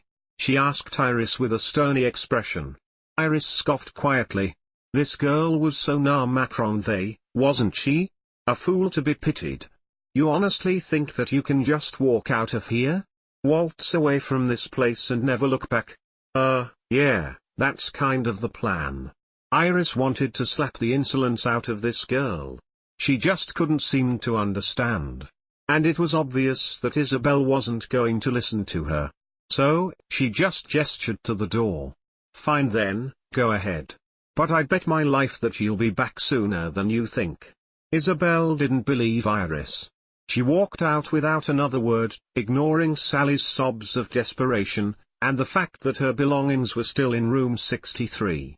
She needed to get away from this place this instant. She got into her car and pulled out onto the road. Isabel gripped the steering wheel so tightly that her knuckles turned white. The stereo that usually played music had been turned off and silence filled the car. She drove for 10 minutes, not long at all. But it felt like it had taken hours to get only that far. Isabel slowed as she came to a red light. Frustrated and exhausted from the day she had, Isabel took a moment to just breathe deeply and get herself together. She closed her eyes and rested her forehead on the steering wheel. When Isabel lifted her head and opened her eyes, she saw that she was back in the Hotel Cortez, standing in the middle of one of the many hallways. Before her stood the Countess. "Did you really think you could check out so easily?" Chapter 12. And so, Isabel found herself back in Elizabeth's penthouse. She was seated on the couch, gripping the edge of the cushion tightly. She remembered what Miss Evers had said about the Countess and her desire for blood. "This cognac is worth $200, so I'd appreciate it if you didn't spill any," said the Countess as she handed Isabel a glass of the expensive drink. Isabel sipped, trying not to let her guard down around this bloodthirsty woman, a broken bar if she was even a woman. Was she just being paranoid now? It was hard for her to say. Considering all that had happened, perhaps she had every right to be so on her guard. "Why can't I get away from this place?" Isabel asked suddenly. The Countess chuckled. "You're really not one for small talk, are you?" She paused a moment to take a sip of her cognac, and then continued, "You can't leave because the hotel doesn't want you to." "You mean that you don't want me to leave?" "As much as I would love to have you stay and feed my children like you've been doing, the hotel is out of my control. I may own it, but I am also a slave to it." There was a long pause as Isabel contemplated these words. Elizabeth talked as if the hotel was alive. And maybe it was. Maybe it was alive and had a hold on everyone who walked through the door, which begged the question, was there a way to escape it? Isabel took another sip of cognac, trying to organize her muddled thoughts. This proved to be very difficult, and she gave up. The Countess could clearly read Isabel's internal struggle upon her countenance. "It's more than plenty to process, I understand. There is someone you can talk to. He may be able to help you come to terms with this predicament of yours." "Who is he?" "His name is John. You can find him in room 64.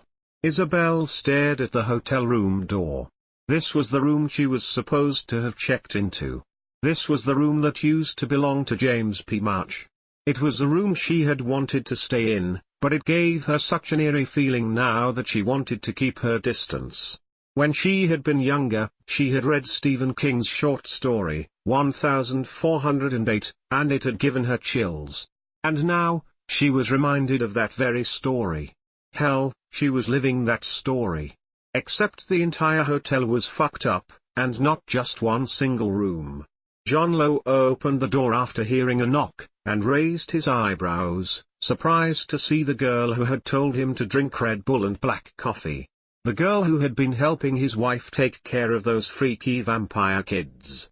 When he saw the look on her face, that distinct glint in her eyes, he understood why she was there. He stepped aside and let her in. The door was closed behind her and Isabel felt so trapped. Was this a good idea? So, John began after the door clicked shut. I'm guessing you've realized just what this hotel can do to you. Isabel nodded a few times. I was told you could help me. No, I can't help you, John corrected her. You can only help yourself. But I can explain things. That wasn't really what Isabel wanted. She didn't want things explained, she just wanted this nightmare to be over with. But all she was going to get from John was his damn explanation. Taking her lack of response as permission to begin, John plunged into his story. I've been coming here for 5 years without realizing it. Time doesn't seem to exist in the hotel. The only way to escape it in a way is to come to terms with what's happened. And even that isn't entirely good enough. You can walk out of the Cortez, but you can never truly leave. Not when it has a hold on you. Isabel's brow furrowed. She hadn't really listened to what John had said. She had been focusing on the fact that he had unknowingly been coming here for 5 years. What have you done in those 5 years? She asked, interrupting him. He did not look at all pleased that she had pretty much ignored his whole spiel except for that one little part. Obviously he wasn't getting through to her. But he knew what he could do to make her listen. You really want to know? Isabel nodded a couple of times. Part of her wanted to say no, especially when an uneasy feeling settled over her when John went over to the bureau and began moving it aside, revealing a door in the wall, but he wasn't giving her another chance to back out. John beckoned for her to come closer. With heavy feet, Isabel obeyed. The door opened and the two of them stepped inside. Before them was a morbid display, a macabre exhibition in a small museum of horrors. In glass display cases were parts that once belonged to other people. Tongues, teeth, a euro broken bar. Oh God, was that a penis? Feeling like she might faint, the color completely drained from Isabel's face. She wanted to run, but her feet felt like they were stuck in cement. Her eyes were filled with complete and utter fear. All of these had to do with the 10 Commandments according to the labels on the displays. But that had to be on a euro broken bar. Slowly, Isabel looked to John. Are you a euro? God, she couldn't even finish the question. She didn't need to, though. John knew what she had intended to ask him. Gravely, he nodded. Yes. I'm the 10 Commandments killer. Chapter 13. Isabel was at a total loss. It was such a curveball that had been thrown at her, and she was honestly starting to feel like her life was a horrible fanfiction that she used to write when she was in middle school. Nothing was making any sense, and quite frankly it was giving her a killer headache. She opened her mouth, but couldn't find the words to say. So, she closed her mouth, settling for the silence, though she found it incredibly unnerving. There was one question she had, and it was one she didn't want answered. That question was a single word that had the ability to unlock critical information. Why? Such secrets could be revealed with that simple little word. Yet, Isabel would prefer if those secrets remained unshared. She'd much rather have this silence than know the gruesome reasoning behind such revolting acts. To her chagrin, the silence didn't last for very long as she and John were joined by a face that was familiar to both of them. A Mississippi noble. So glad you're getting this chance to admire my work, James said in his usual extravagant way that made him sound like he belonged more in the universe of Gatsby. He continued, it is quite magnificent, isn't it? Such craftsmanship and bold choices. Isabel had known about James's murderous habits. However, she thought she was safe from him. But what of John? She didn't know his habits. He could lash out at any second and it would be the end of her. She was so ill at ease that she actually felt sick to her stomach. Isabel took a step away from the two men. "Yeah, you're a broken bar, I think I need to lie down," she said, more of to herself than either of the killers. "My dear, you look positively ghastly," James announced. "I'll send for Miss Evers. She will escort you back to your room. I'd do it myself, of course, as that is the gentlemanly thing to do. I'm afraid there is important business I must discuss with John." Honestly, Isabel was relieved that it would be Miss Evers and not James who would walk her back to her room. She needed to get away both James and John. So, she walked out of the secret room in the wall and headed towards the door, where Miss Evers stood on the other side, as expected. Isabel left the hotel room, walking alongside the men in the hallway. "Miss Noble, your room is right here," Miss Evers stated, brow furrowing as she watched Isabel continue walking along the hall, getting further and further away from room 63. "Not anymore," Isabel replied, not even glancing over her shoulder. She needed to change her room. She wanted to be as far away from room 64 as she could get. If she could leave the hotel, she would. For now though, she'd settle on a room change. Isabel. The use of her first name was enough to make Isabel stop and turn to face a worried-looking Hazel Evers. "You need to leave this place. It's too dangerous for you. You are far too trusting of those who are here." Leaving was what Isabel was trying to do. But she couldn't. This place had a tight hold on her and she couldn't break free of it. "I don't trust anyone here," she told Miss Evers matter-of-factly. Clearly Miss Evers believed that to be a lie. "You seem to trust me well enough. And that Sally. You best watch out for that one. Sally a Euro-broken bar, a ghost with serious abandonment issues."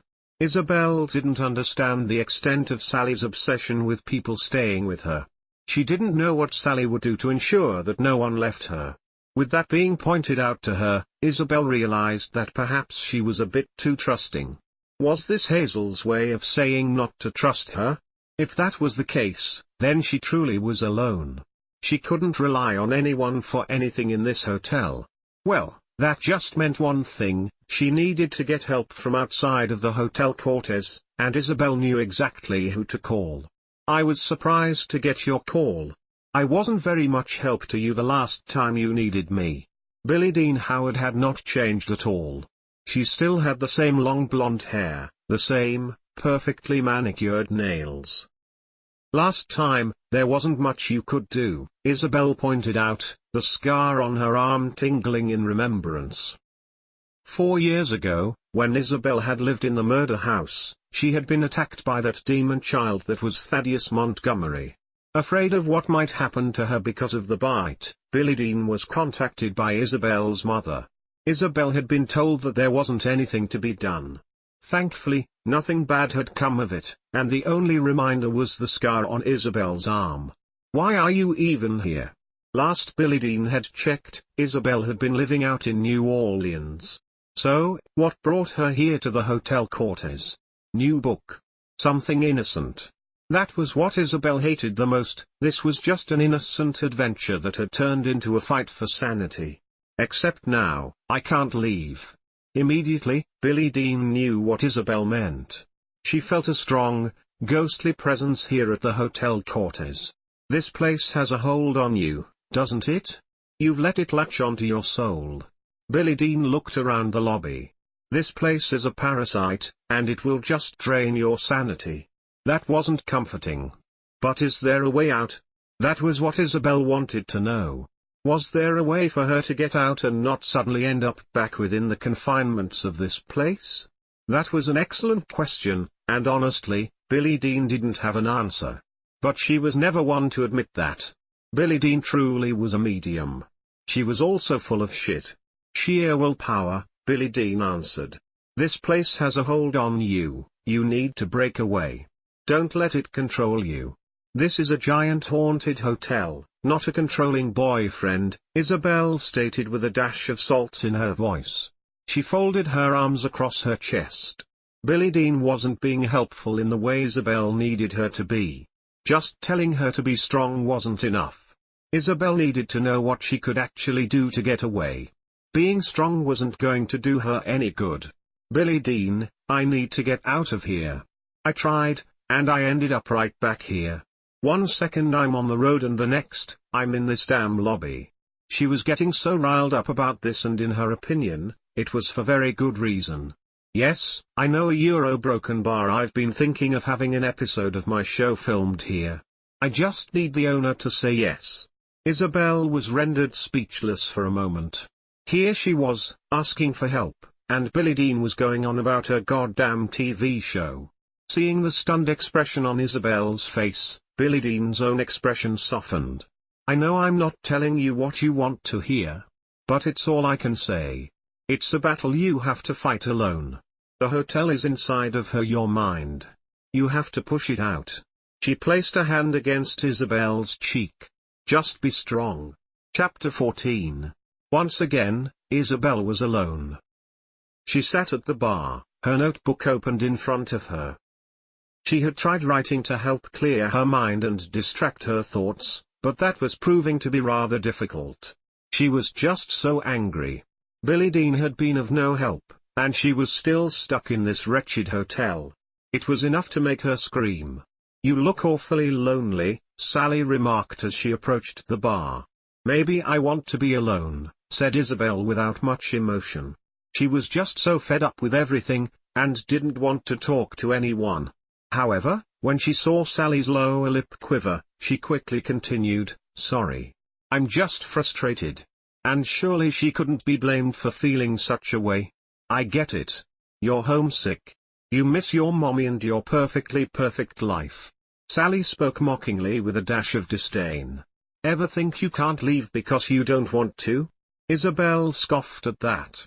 That was absolutely absurd. If she wanted to stay, then why was she trying so hard to leave? You laugh, but it's true. You don't want to leave. Every other person who isn't dead has no problem. They had no trouble with not letting this hotel get a hold on their soul. This place has a hold on you because you want it to. That medium said to be strong, and you thought that advice was worthless. Sally paused a moment to light a cigarette. It wasn't. So be strong, and walk out of the goddamn door if you want out so badly. As she smoked, fresh tears streamed down her face. Only 2 people in her life came back to her. One of them wanted to go back to his wife, and the other wanted to go back to her life. And where did that leave Sally? In the dust, abandoned, and forgotten like always. I can't. Isabel snapped. I tried that and ended up right back here. I'm losing my fucking mind because of this place, and I can't leave. She wanted to cry, but the tears wouldn't come, as if Sally had taken them all for herself, like the selfish, possessive bitch that she was. Isabel was seething with frustration and anger now. Sally, on the other hand, seemed unfazed by Isabel's outburst. She became fixated on the opened notebook that rested on the bar. Just seeing it reminded her of her days as a songwriter. She missed those days, hearing her songs on the radio and hearing words of praise. Right, Sally said suddenly. What? Isabel had been caught off guard by the instruction given. Right, Sally repeated, pushing the notebook towards Isabel. You came here to write a book. So get on with it. I can't, Isabel argued. I tried. I got 5 chapters, that's it. And those 5 chapters are shit. She hated that Sally had brought up the writing. Isabel didn't want to talk about that. All of this happened because of a stupid book her father had never written. I'm not my father. I can't just sit and write a story like this and have it be good. This isn't who I am. Sally smirked and held out her cigarette to Isabel. She certainly deserved a smoke. You know, Sally began after a few moments of silence, this place isn't all bad. Yeah, it's hell on earth, but that's because it forces you to face who you really are. That statement gave Isabel pause. She frowned faintly, thinking on these words. She always thought she had been Isabel Noble, daughter of Derek Noble, great in English and destined to be like her father, who had always been such a huge influence on her. Now he was dead. Now she wasn't being influenced. Now, it was just her and a blank notebook page. I don't know who I am, Isabel said quietly. She stared at her notebook, the blank page laughing at her, mocking her. She couldn't spit out the words that turned into poetry like her father had been able to do. She was not her father. So then, who was she? Well, you have all the time in the world to figure it out. Seems like you're stuck here until you do. Sally took her cigarette back and left Isabel alone at the bar, where she continued to stare absent-mindedly at the notebook. People will start thinking you're crazy if you keep staring at that notebook. Isabel snapped out of her thoughts and turned her head to see Iris approaching the bar. She noticed that the hotel seemed a little darker than before, as if it was nighttime. What time is it? Nearly midnight. Isabel groaned and put her head in her hands. Another lapse in time. This was absolutely maddening. She honestly felt like she wanted to cry. Chunks of time passing her by without her even being aware of it, her life being lived while she got left behind. Iris tilted her head to the side as she watched Isabel. She supposed she would feel bad if she wasn't so used to it. Right now, she didn't care. "Suck it up," Iris suddenly said. Those words and that tone caught Isabel off guard. She looked at Iris, brow furrowed. "Huh? You think you're going through this alone? You think you're the only one going through hell? You're not, so suck it up like the rest of us and figure out a way to deal with it," Iris instructed sharply. She looked gravely seriously about her words, and she was. She was sick of privileged, self-pitying little girls. "Be strong," Billy Dean had said. "Right," Sally had said. "Suck it up," Iris said. And Isabel wanted to, but it was so difficult. She had lost herself. This hotel was clasping her in its clutches, and this was all because she had tried being something she wasn't. Iris kept a hard gaze, which Isabel held, not backing down. If she was going to get out of here, she needed to find herself. Chapter 15. What do you mean you're not coming home yet? You said you'd come back today. Constance was standing in her kitchen, phone pressed to her ear. On the other end of the line was Isabel. Isabel, who was still at the hotel, had just explained that she wouldn't be returning home as soon as she had originally said. "It's important that I stay," Isabel insisted. "It's a long story. But I need to stay here." Not that the hotel would truly let her leave anyway. And that was why she needed to stay. She needed to find herself again to be able to get out. "It's important that you come home." Constance spoke firmly. "It's dangerous there. Which is why I need you to promise that you won't come after me." She would not be responsible for anyone other than herself in this situation. How could Constance agree to something like that? Her only living child was at risk, and she was supposed to just stand idly by? This was all insane. This stiff silence was a good indicator that Constance was not going to let this happen easily, if at all. She would need to be petty if she was going to get her way. "Mom, please." Isabel spoke softly, pleading. "I need to do this. Alone." Constance sighed softly. "Mom."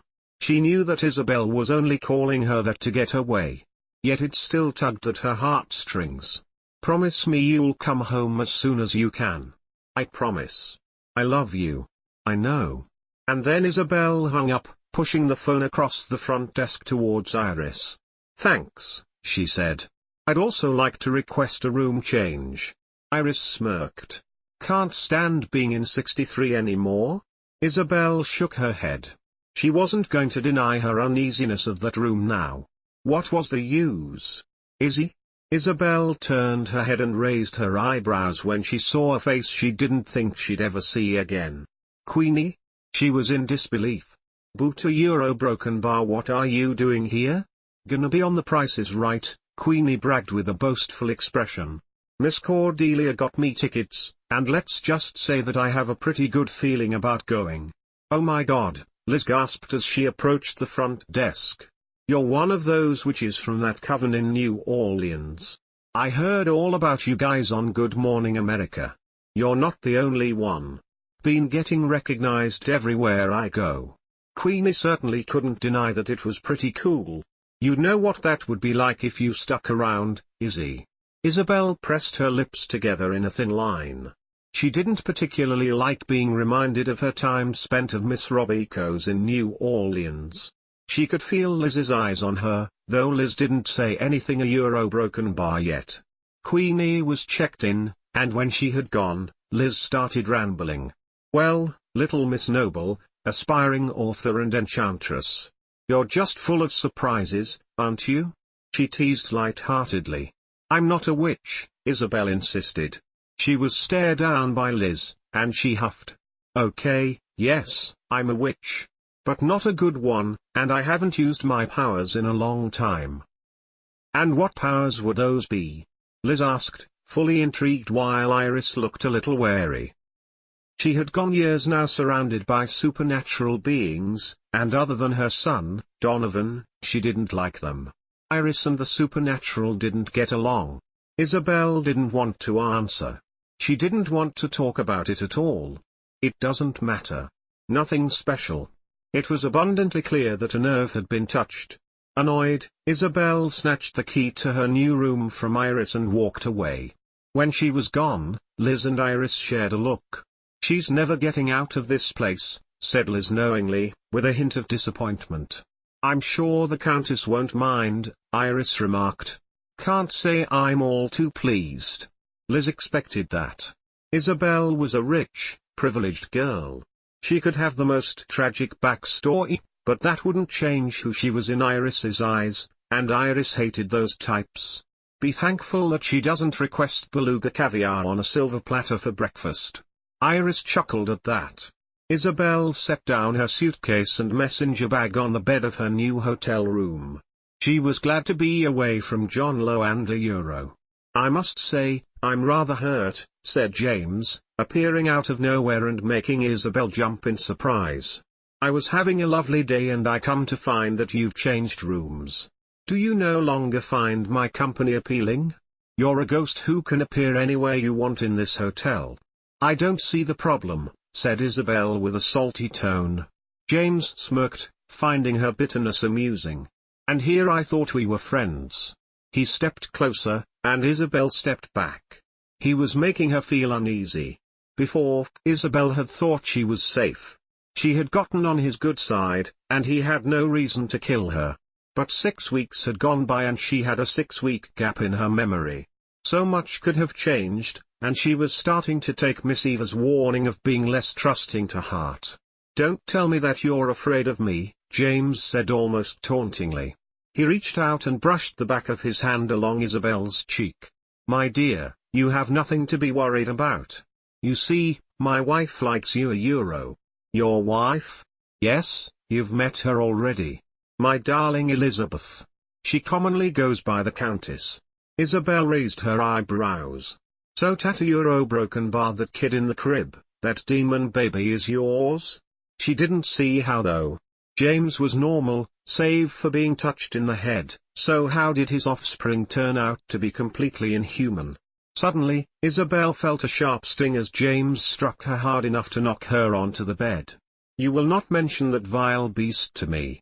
He would not have his name associated with that monstrous creature that was the product of his beloved wife, and her foul lover. Tears made Isabel's eyes glisten as she tried swallowing the pain. A sob rose to her throat and got caught, though it threatened to slip past her lips. Angered now, James disappeared, leaving Isabel alone. Or so she thought. "That's going to leave an ugly bruise," Sally remarked, sitting on the bed beside Isabel, who was cradling her cheek. "But the pain will go away. It always does." Sally reached over to Isabel and brushed away a straight ear with her thumb, cupping Isabel's cheek. "At least he didn't rearrange your face. I can tell he likes you. He likes your face, anyway." And Sally couldn't blame him, her face was intriguing. An old soul trapped in young eyes. "Which is why he decided to hit me hard enough to leave a bruise?" Isabel asked in disbelief. "Bruises fade. Scars don't. Be thankful he didn't give you any. This is just him establishing dominance, marking his territory." She watched Isabel's brow furrow in confusion. "He likes to mark some of the girls who come in here. You're his now." That made Isabel's heart sink. Her last hope of getting out of here was fleeting. Chapter 16. Her eyes were focused on the screen in front of her. She was biting her lower lip in concentration as her thumbs worked at a furious pace. There was an explosion, and her avatar died. Damn it. Isabel dropped the video game controller in frustration. This game is impossible. Then don't play, said Iris in a bored tone. She walked over to Isabel and slid the fourth needle out of her arm and then quickly placed a band-aid over the pinprick. They were in the hidden room where the children spent their time when they weren't sleeping in their coffins. Isabel had been brought here to have some of her blood taken for feeding. Had she protested at first? Absolutely. But then she remembered what Alex Lowe had told her. Apparently she had been doing this for weeks. So what was the use in saying no now? Isabel stood up and wobbled a little, feeling a tad dizzy. Easy now, Iris said, holding on to Isabel's arm to help steady her. However, Isabel insisted she was fine and took a sip of her orange juice. I'm gonna go visit Queenie, she announced, as if Iris gave a damn, which she most certainly didn't. She walked over to the door, but before she could walk out, Iris called out to her. Izzy a euro. Isabel turned and Iris tossed a bag of dried apricots to her. A euro, make sure you finish those. Right, thanks. And Isabel then walked out, opening the bag and starting to eat. She nearly finished the bag when she reached Queenie's room. Queenie? She knocked on the door, which slowly creaked open upon her touch. Unnerved, Isabel hesitated to go inside. Her gut twisted and screamed at her to stop and just turn around, a warning which she ignored, and immediately regretted doing so. Blood painted the floor and bedsheets. Isabel's stomach twisted, the sickening sight of it all making her feel nauseous. She dropped the bag of dried apricots, feeling like she might throw up any second. Queenie was on the bed, dead. Isabel couldn't move, she was too stunned to react with anything more than a look of horror upon her face. She had known Queenie for a while now. And suddenly, Queenie was dead. But how? How could she be dead when just hours before, Isabel had been talking to her? Quite a sight, isn't it? Isabel whirled around to see James standing in the threshold. Her heart nearly stopped in her chest. A little sloppy, but it made for an excellent show. For the first time since being here, Isabel felt paralyzing fear pumping through her veins. He had done this, he had offed a witch like she had been nothing. But there had to be more to the story. Isabel had noticed that parts of Queenie looked like teeth had torn her skin. Had the Countess gotten to her as well? So I get dinner and dessert, said Ramona Royale as she emerged from the bathroom where she had been cleaning up from the bloody brawl that had taken place. James stood behind Isabel, placing his hands on her shoulders, as if trying to be comforting, and he was anything but. No, my dear Ramona.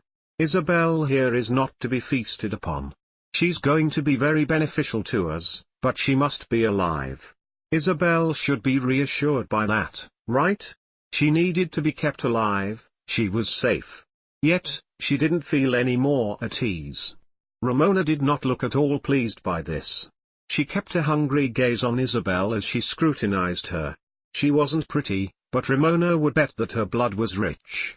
Is she really the one to do it? Do what? Isabel asked timidly.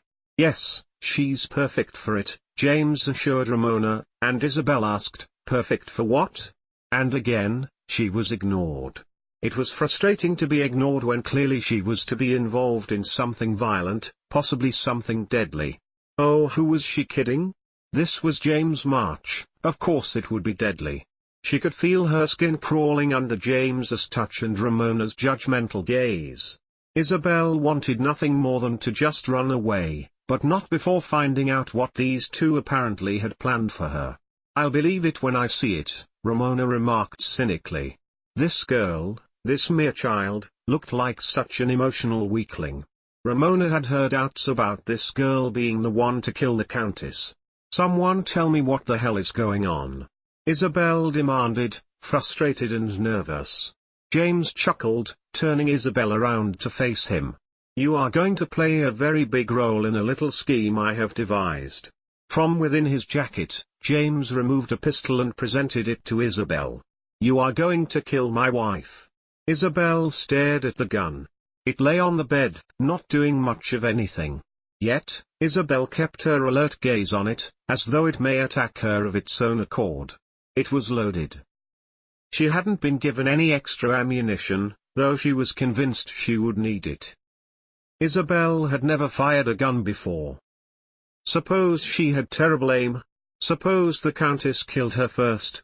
The plan had sounded simple: put a bullet in the Countess and that would be it. Isabel didn't want to do it, but James and that royal woman had made it very clear that she didn't have a choice.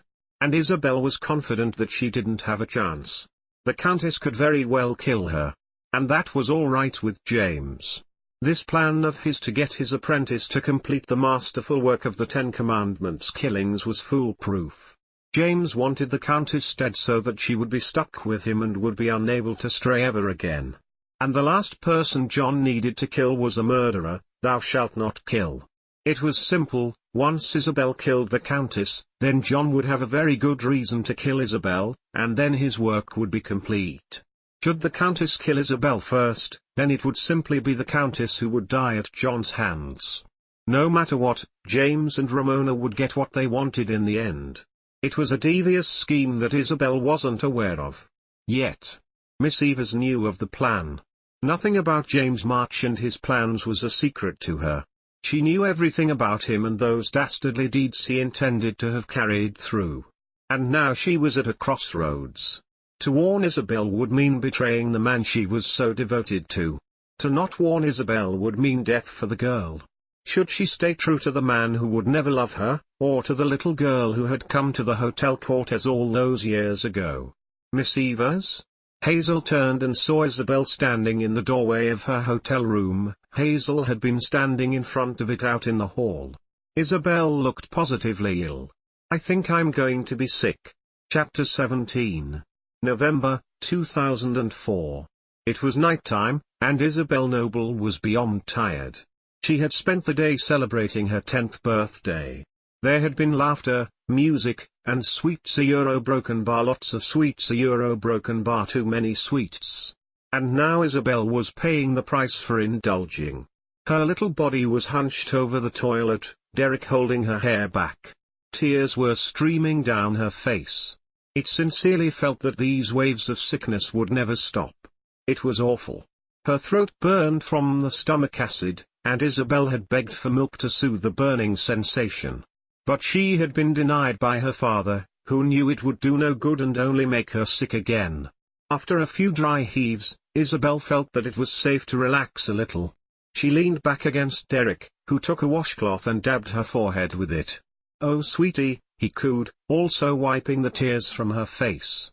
"I know it sucks." Isabel could not reply verbally. She could only whimper and nod. Derek allowed her some water, but nothing more. When it was determined that she would not be sick again, Derek carried his daughter to her bed. When she was laying down, Isabel vowed to never get so sick again. It was an awful, horrible feeling that she refused to go through after that day. Isabel knelt before the toilet, Miss Evers holding back her hair.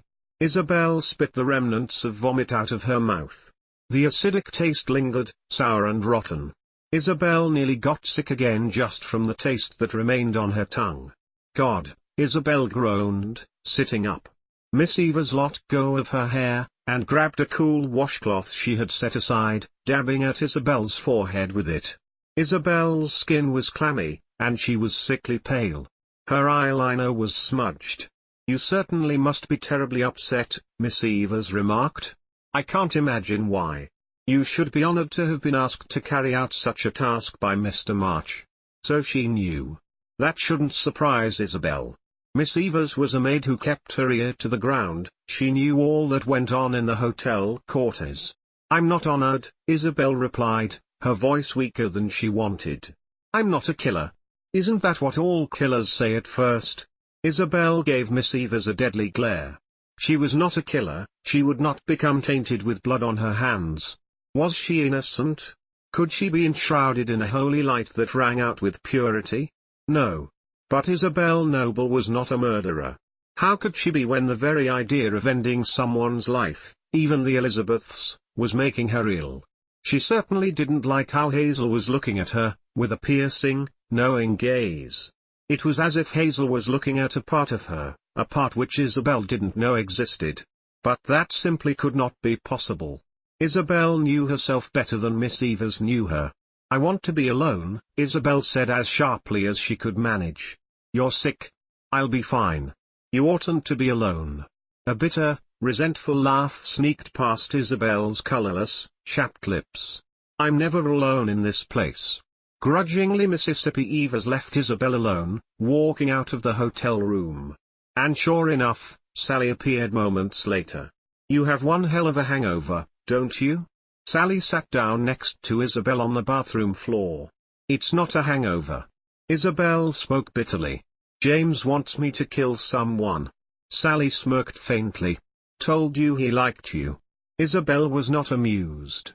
However, she didn't tell Sally to leave like she had done with Miss Evers, knowing full well that Sally wouldn't listen to her.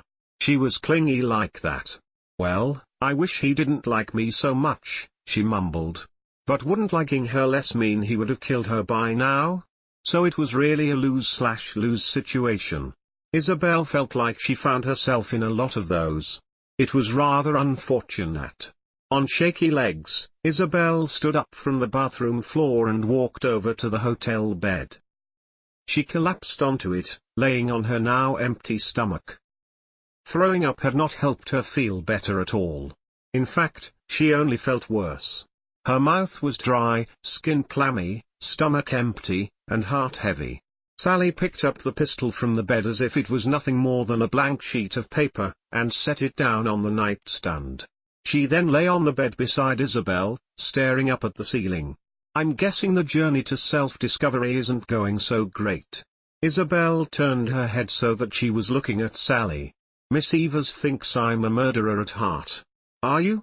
You tell me, do all killers get sick at the thought of shooting someone?" Isabel asked with heavy sarcasm. How could Sally ask such a thing? Of course she wasn't a killer. She had witnessed killings and bloodshed, but she did not partake in such atrocities. "Don't knock it till you try it." Isabel glared at Sally. "Can we not talk about this? A friend of mine was brutally murdered, and I've been asked to kill the Countess, who's probably going to kill me first. This is really the last thing I want to think about." She turned her head, once more shoving her face into a pillow. She stayed that way for hours, not moving a muscle. At one point, Sally thought she had fallen asleep. But no, Isabel was still wide awake, just deep in thought. The one question that kept nagging at her was, could she become her brother? Tate Langdon had died before she was born in 1994. He had been killed by the Los Angeles SWAT team because he had gone and shot up Westfield High. Could Isabel embody that same heartlessness and kill the Countess? When Isabel finally forced herself up from the bed, she saw that Sally was gone. As if in a trance, she reached over to the nightstand and picked up the pistol that James had provided her with. It was heavier than it looked. Heavy with guilt. This gun had not wanted to be used to end lives. "Just one more," Isabel murmured to the pistol. "Just one more, and that's it. It would claim one more life and then it could be put to rest." Chapter 18. I Need a Dress. Liz looked up from wiping down the bar counter to see a rather desperate-looking Isabel. She raised her eyebrows and looked the young woman over. "You're wearing a dress," she pointed out, gesturing to Isabel's paisley off-the-shoulder boho dress. Isabel rolled her eyes. "Not in the mood for sass right now. I need a nice dress." "Well, you certainly came to the right girl." Liz smirked. "So, what, you have a date you need to be all dolled up for?" "In a manner of speaking." "Ooh, with who?"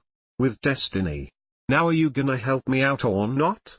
"Hold still," Liz lightly scolded Isabel as she put on the finishing touches of her eye makeup. "Liz, I said I needed a dress, not a full makeover." Liz rolled her eyes. "I'm well aware. But I wasn't about to let you make a fabulous dress look subpar with your mediocre makeup skills. Now, for the last time, hold still." She finished applying the mascara and moved on to choosing an appropriate shade of blush. So really, who's your date with? Not important. Isabel didn't want to tell Liz. That might lead to unwanted questions. All Isabel wanted to do was go to the Countess, kill her, and be done with it. Was that too much to ask? Of course, murder was never simple. There would always be a few bumps along the way, and right now, one of those bumps was Liz Taylor asking questions Isabel didn't want to answer. Finally, Liz said the magic words, "You're all set." Isabel put her glasses on to see her reflection in the mirror. Oh wow! Liz had done a spectacular job with contouring, and the gold eyeliner with dusky plum eyeshadow, which matched the plum dress, totally made her eyes pop. "You're not wearing those glasses, right?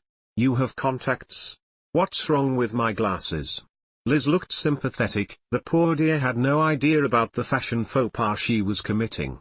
"Sweetie, that Helvetica travesty is beyond tacky." Isabel gave an unamused glare. "Just being helpful. Now go and slay." Isabel really wished that Liz had chosen a different word. Her contact lenses were in her eyes. Her clutch was in her hands. Her dress clung to her body, and her heels pinched her toes. That wasn't what made Isabel shift uncomfortably in front of the door that led in the Countess's penthouse. It was the gun in her clutch. The Countess opened the door and raised her eyebrows. "Well, you certainly know how to clean up." She recognized the dress as one of Liz's, but she didn't comment on that. It wasn't like that mattered. What mattered was why. "And what brings you here all dolled up?" "Been doing a lot of thinking about some things. Can I come in?" Elizabeth stepped aside, granting Isabel permission to come in. As Isabel stepped past her, Elizabeth studied her, wearing a small smirk. "Something to drink?" she offered. "Please." A drink was just what Isabel needed to help calm her nerves. A bit of liquid courage. Isabel could use all of the extra strength she could get. She was extremely surprised that she wasn't shaking. Or maybe she was and just didn't realize it. A glass of brandy was brought to her. She sipped it greedily, shuddering at the taste but drinking it anyway. "Nervous about something?" the Countess asked almost tauntingly. She could hear the girl's heartbeat racing. It was taking a lot of self-control to not just pounce on this frightened little lamb.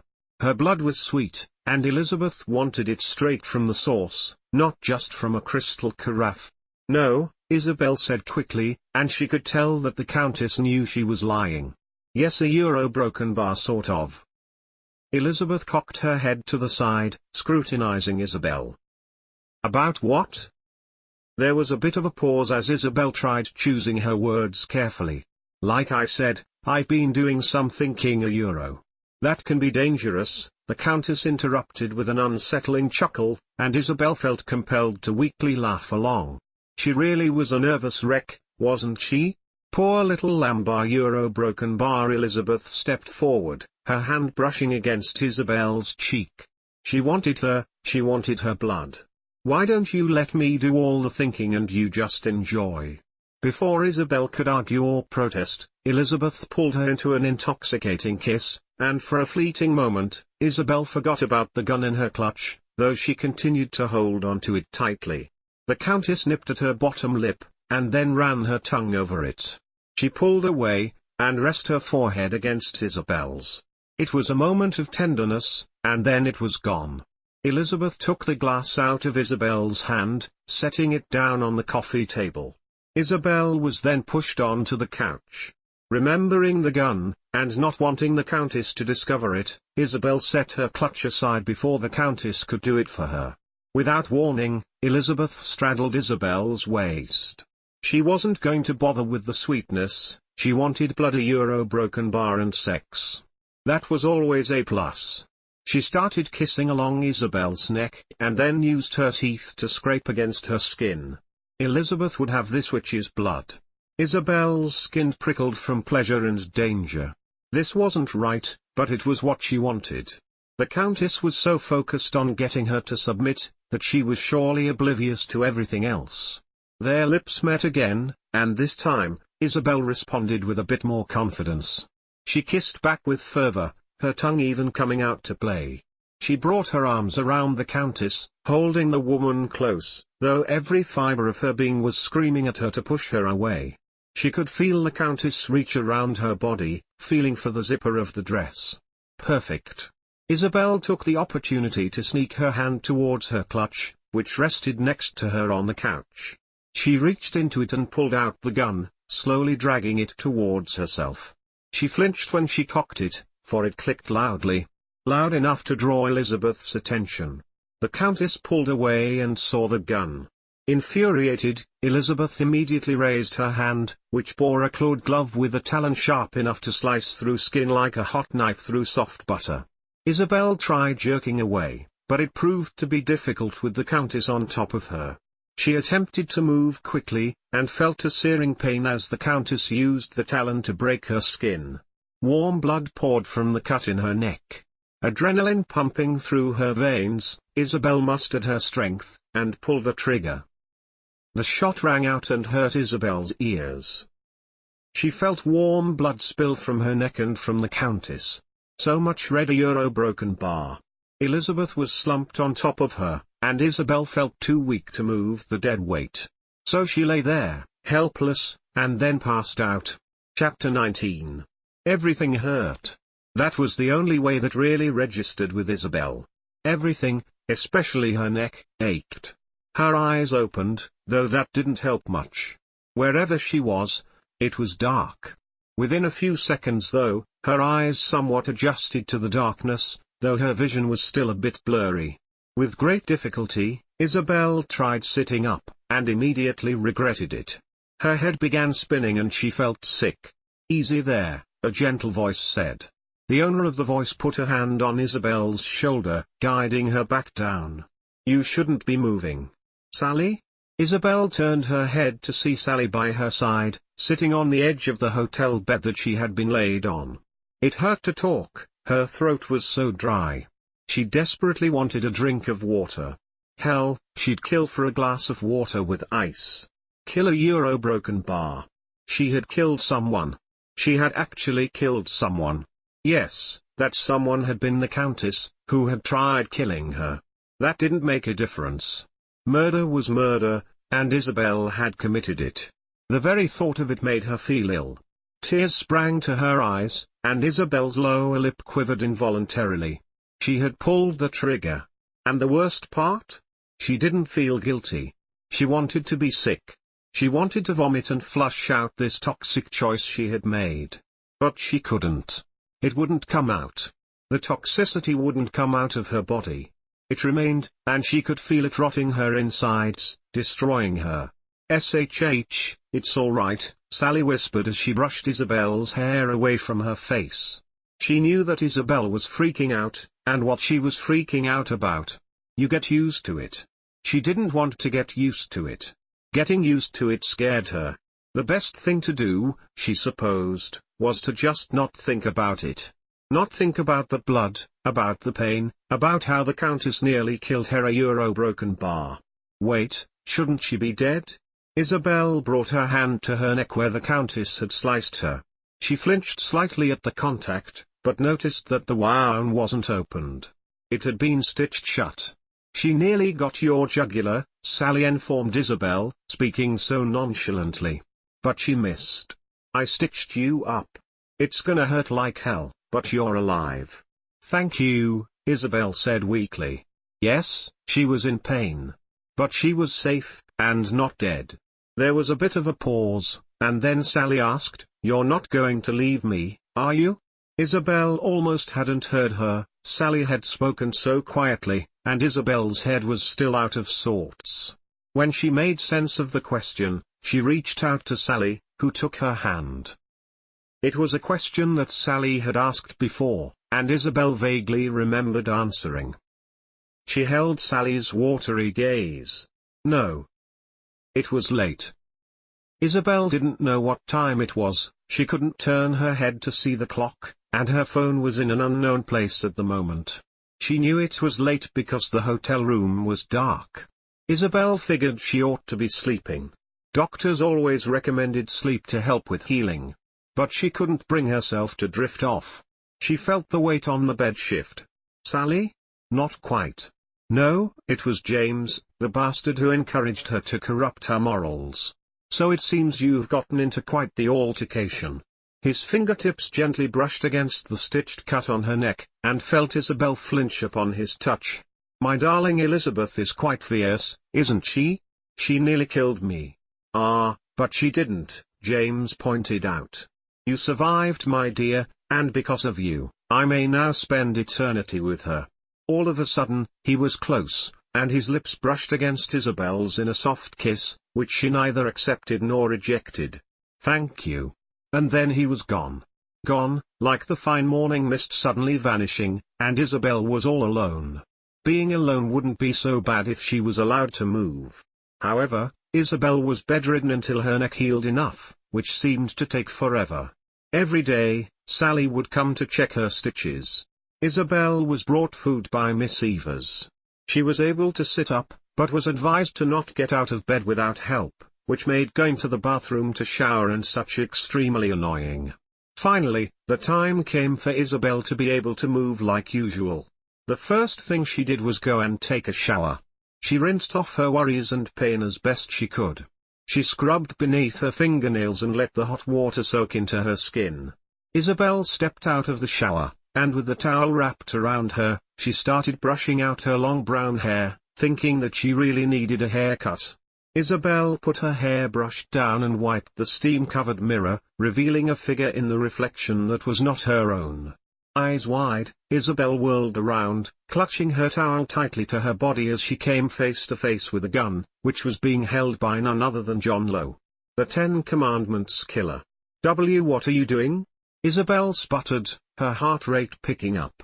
She felt stupid asking that. Clearly she could see what he was doing. Thou shalt not kill, said John, cocking the gun. Isabel recognized it as the gun James had given her to use on the Countess. However, having it pointed at her made it difficult for her to recognize the significance of that, if there was any. The only thing that really did register was that he was going to kill her, and there was nothing she could do to stop him. Wait, yes there was. They say when faced with death, life is supposed to flash before the eyes. And for Isabel, that was sort of the case. Her life started flashing before her eyes, and there was one moment that stood out to her. Queenie was checked in, and when she had gone, Liz started rambling. Well, little Miss Noble, aspiring author and enchantress. You're just full of surprises, aren't you? She teased light-heartedly. I'm not a witch, Isabel insisted. She was stared down by Liz, and she huffed. Okay, yes, I'm a witch. But not a good one, and I haven't used my powers in years. You are not going to kill me, Isabel said firmly, maintaining eye contact with John. Her eyes narrowed slightly as she focused on him, specifically his mind. She had never successfully performed consilium before. The power to control others could be extremely difficult depending on how weak-minded the person being controlled was. Isabel felt John fighting her as she tried tapping into his mind, but he wasn't strong enough. He was easily influenced, and the hotel had messed with him so much. Euro broken by you are not going to kill me, Isabel repeated, this time in a more confident tone. The hand that held the gun was shaking as John kept trying to fight Isabel's hold on him. But he was fighting a losing battle. The gun started to lower and Isabel began relaxing a little bit, watching tears come to John's eyes. And then there was a change. The gun raised again, but this time, against John's will, the nozzle turned to face John. Tears slid down his cheeks as he kept fighting and fighting and fighting. He put the nozzle of the gun in his mouth. It went off with a loud bang, and John fell to the floor. Isabel gave a little scream in response to the gunshot. Blood began pooling around John's head, the puddle spreading towards her feet. Isabel turned to face the mirror again, and saw her own horrified expression slowly fade. She examined the scarring on her neck from where the Countess had sliced her, and then met her own eyes in the mirror's reflection.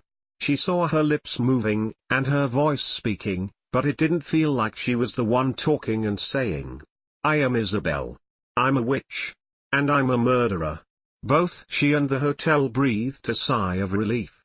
Epilogue. You're leaving. Isabel looked up from her suitcase to see Sally leaning against the wall.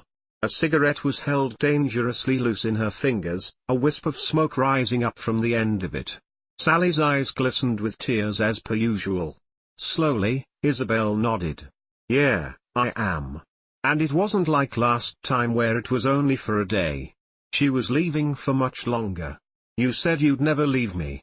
Those words seemed to whack Isabel in the chest, making her lose air for a moment. It was the absolute truth. She had promised Sally that she wouldn't leave. Isabel stared at her suitcase. She expected her clothes to mock her, to tell her that she was awful for breaking a promise that she made multiple times. But they did no such thing. They let her be to make her own choice. She drew away from the suitcase, walking over to Sally. I'm not leaving you. I'm just going away. I'm going home. So you are leaving me, Sally accused, not sounding at all happy. Isabel had promised. She had promised to stay with her, and now she was breaking that promise. It was heartbreaking to Sally, and her tears started to fall. Isabel reached out, and wiped away a few of Sally's tears. She didn't want her to cry, though Sally was in a constant state of sadness.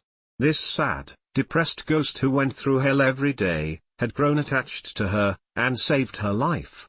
Isabel kissed Sally with the lips that touched those of James Patrick March.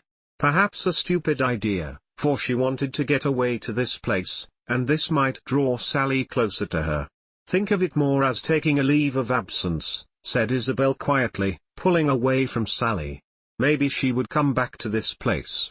But if she did, it most certainly would not be for a long, long while. I need to finish packing.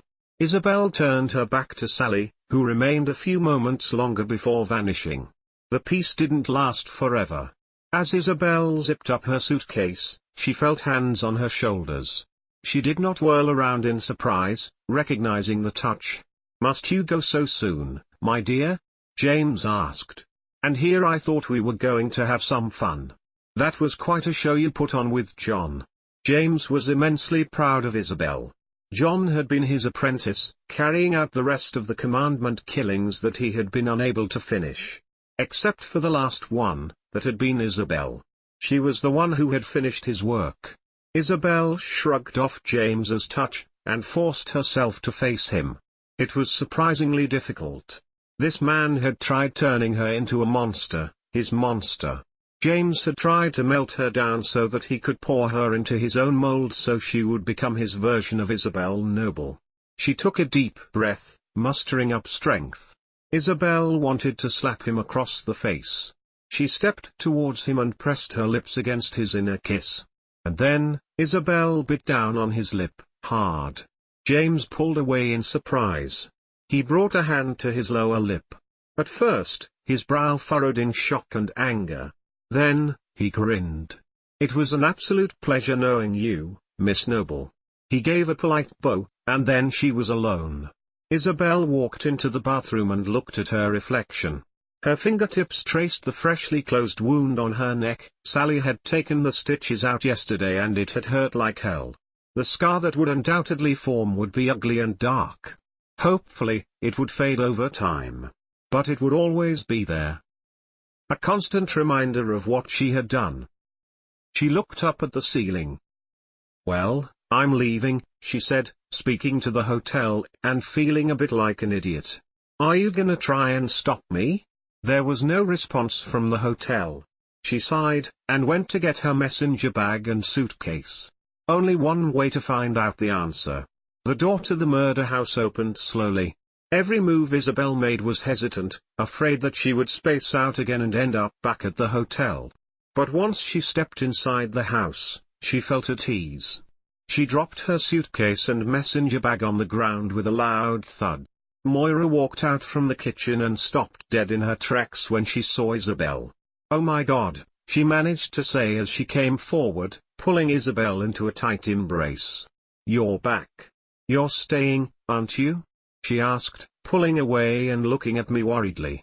"Yes," Isabel said, and she felt beyond relieved to be able to say that. "Yes, I'm staying." Moira insisted on making her tea while she unpacked. Isabel was unable to deny her, and brought her things up to her room while Moira put on the kettle. As Isabel started unpacking, she glanced to the window. The curtains were drawn back, letting the sunlight in.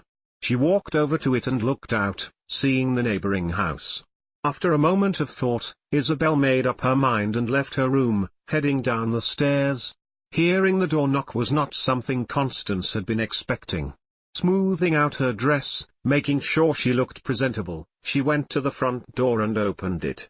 Her heart nearly stopped when she saw her daughter standing at her doorstep.